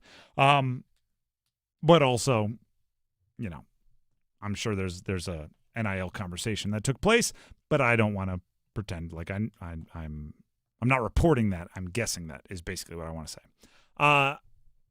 If you missed it, by the way, Bryson Howard, as Dennis said, Bryson Howard is, depending on where you look, which recruiting website, he's a top 12 recruit, right? Whether it's 10, 11, 12, he's kind of in that range. He's a top 12 recruit in the country in the class of 2026. Small forward from Texas, the number 1 recruit from the state of Texas, which Dennis just informed is Josh Howard's son. He committed to Duke earlier today. So he is the highest ranked commit in the 2026 class for Duke. And as I said earlier, it is not surprising that Duke is going to start piling up 5 stars in the 2026 class.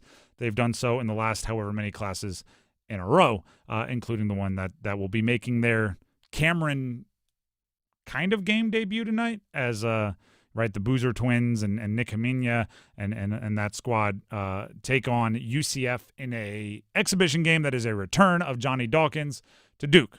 And there's a bunch of posts out there of him looking at his jersey in the rafters and everything. Johnny Dawkins, obviously one of the all-time legends at Duke. Statistically, impact, every other kind. Assistant coach, right? A little bit of everything. Side note, fun fact that I saw online today that I thought was very interesting. The last time Duke and UNC, that game, that rivalry, was not televised by any network on any television, it was Johnny Dawkins versus Michael Jordan era.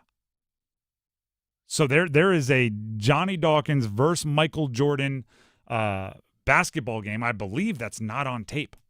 That's the kind of stuff that becomes like of myth, right? The plays, you have to depend on somebody that was there to describe them to you. And I'm sure if you asked around, even though, Cameron doesn't, or the, none of college basketball arenas hold this many. There's probably 200,000 people that say they were there. That's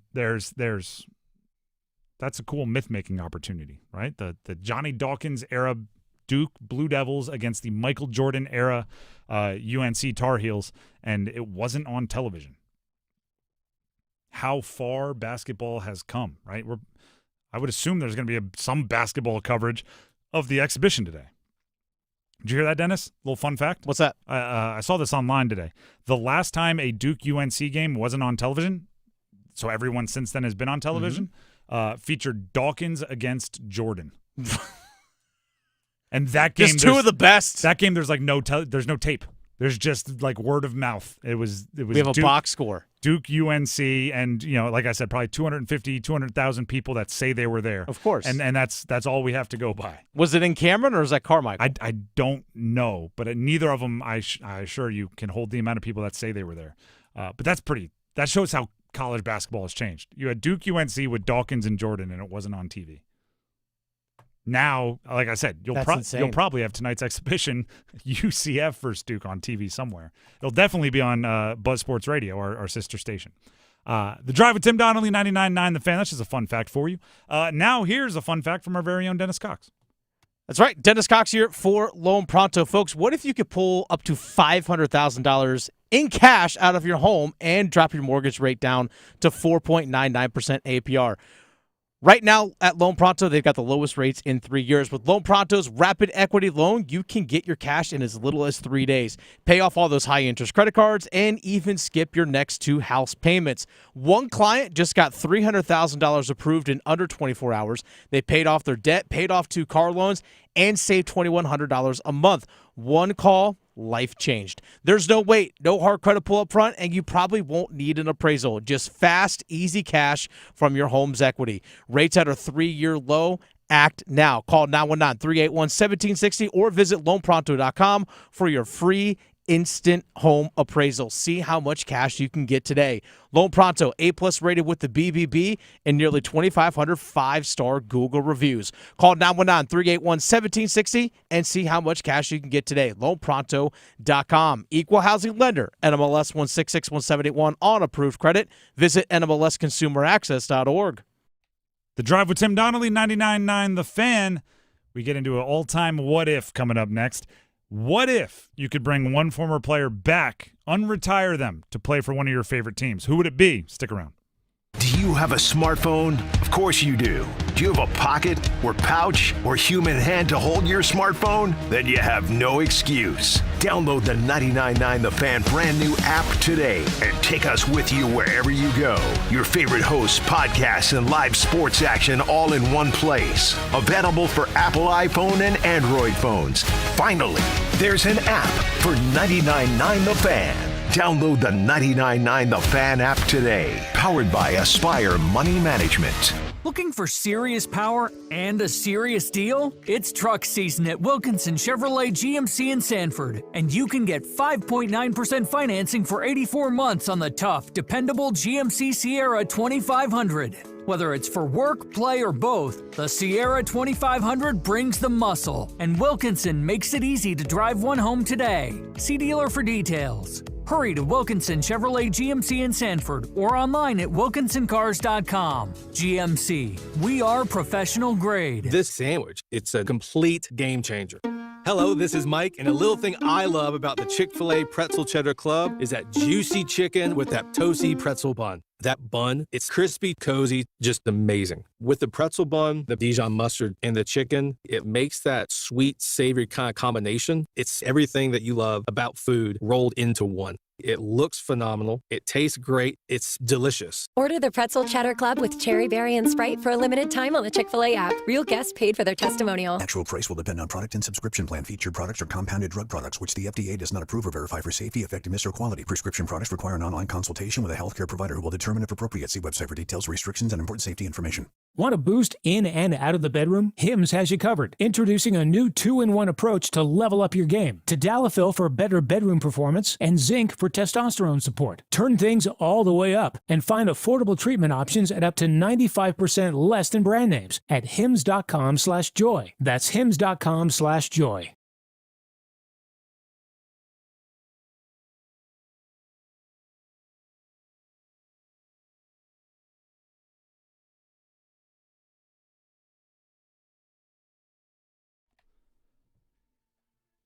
The Drive with Tim Donnelly, 99.9 The Fan.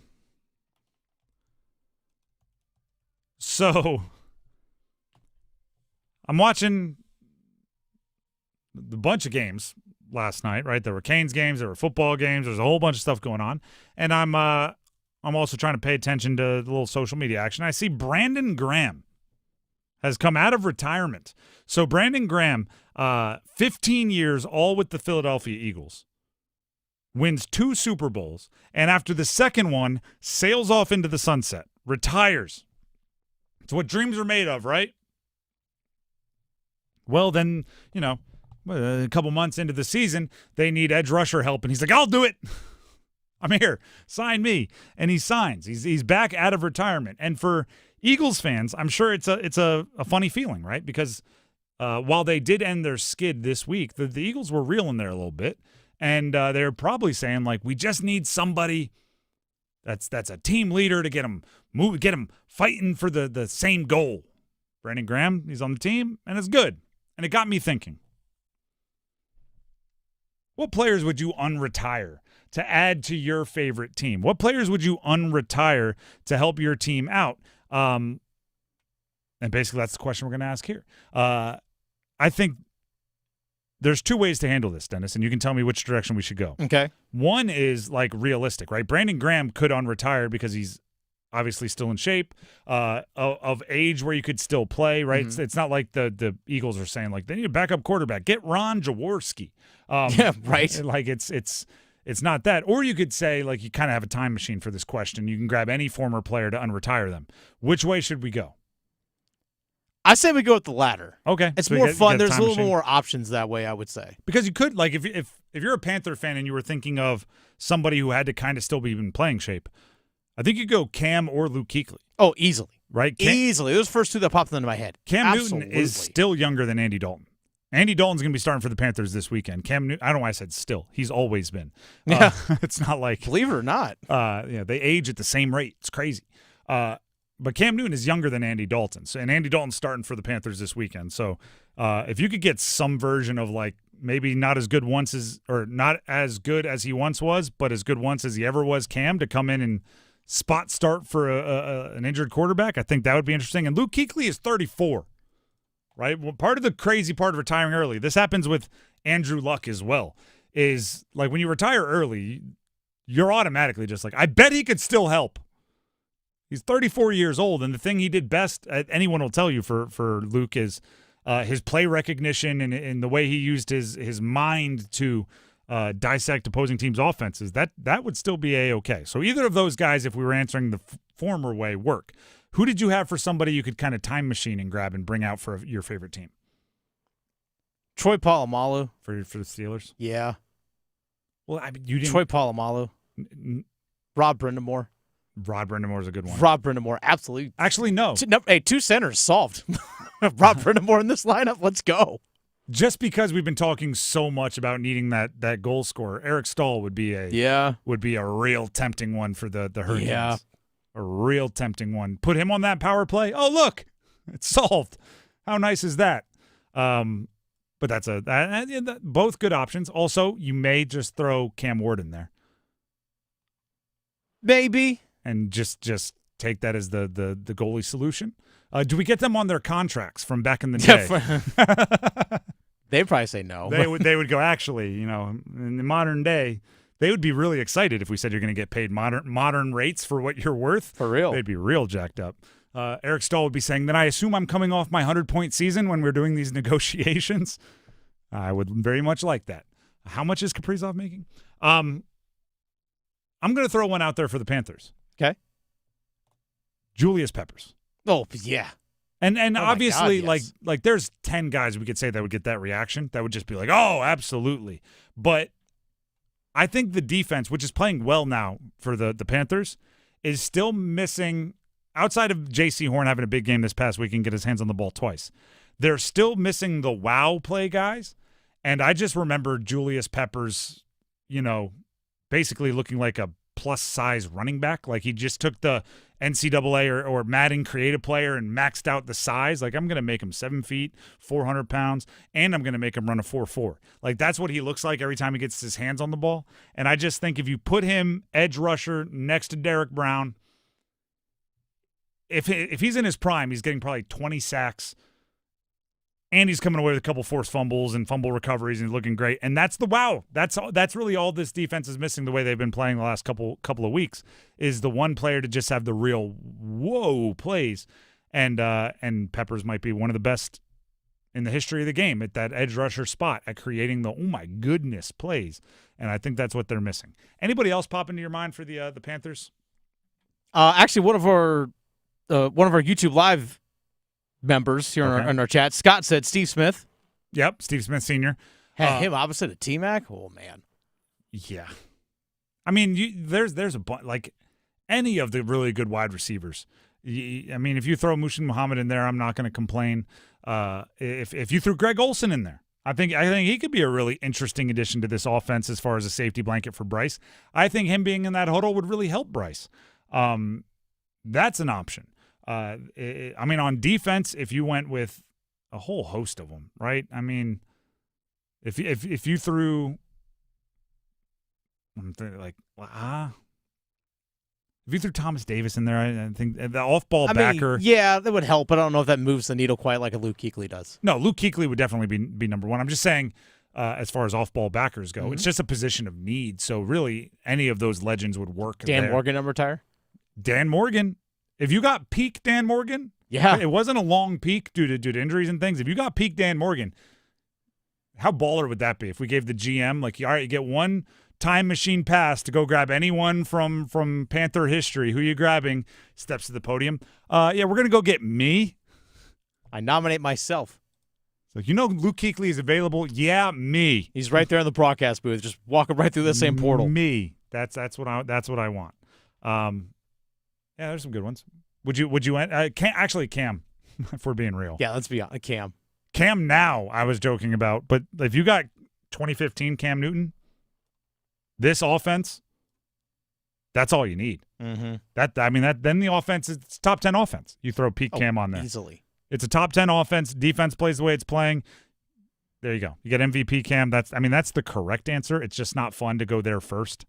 It's, it's the same thing. Oh, you got a genie, 3 wishes. What do you? The answer is always more wishes, but it's more fun to talk about all the other things. The answer for, you could get any player. Nobody impacts winning like quarterback. Nobody impacts winning like an MVP quarterback. Cam Newton would be that guy. There's the answer. Quickly, UNC basketball, it would be Jordan. Football, it would be Lawrence Taylor. So might be Peppers. I don't know. I had Peppers, man. Lawrence Taylor's a different breed. If you only had to pick one player and they had to be for both football and basketball, it's Julius Peppers, easily. Peppers. Duh. Duke basketball, where are you going? Oh, that's a tough one. It is. For Duke? I would love to see Grant Hill. I would like to see Grant Hill. In a or Leitner with their skill sets in a modern offense where their versatility is more valued. I could go either there. Those are the two I was thinking. Duke football, Steve Spurrier. Hey, not a bad pull at all. Not a bad pull. I don't know. That's a good question. Maybe Crowder. I'd like to see Crowder in the modern Jamison offense. Crowder. NC State basketball, David Thompson. NC State football, Phillip Rivers. And there you go. And by the way, there's good options in all of those, but that was just we were up against it, and we had to answer quick. The Drive with Tim Donnelly, 99.9 The Fan, will be making way for Overdrive here on 99.9, where we will hear about the Canes. They lost last night, but I'm not crying tears over it. They are 5-1 on the year. Still arrow pointed up. 2 games left on the road trip. That's the way it stands. And we'll talk about it coming up next. You'll hear that one here on 99.9 The Fan. Don't forget, YouTube, subscribe, 99.9 The Fan is the channel. And app, download it, 99.9 The Fan, Google Play and App Store. We would greatly appreciate that. Until tomorrow, have a great night, everybody.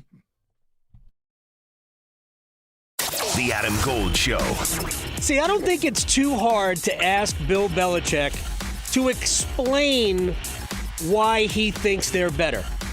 You could say, Clemson's got pros. We don't have pros.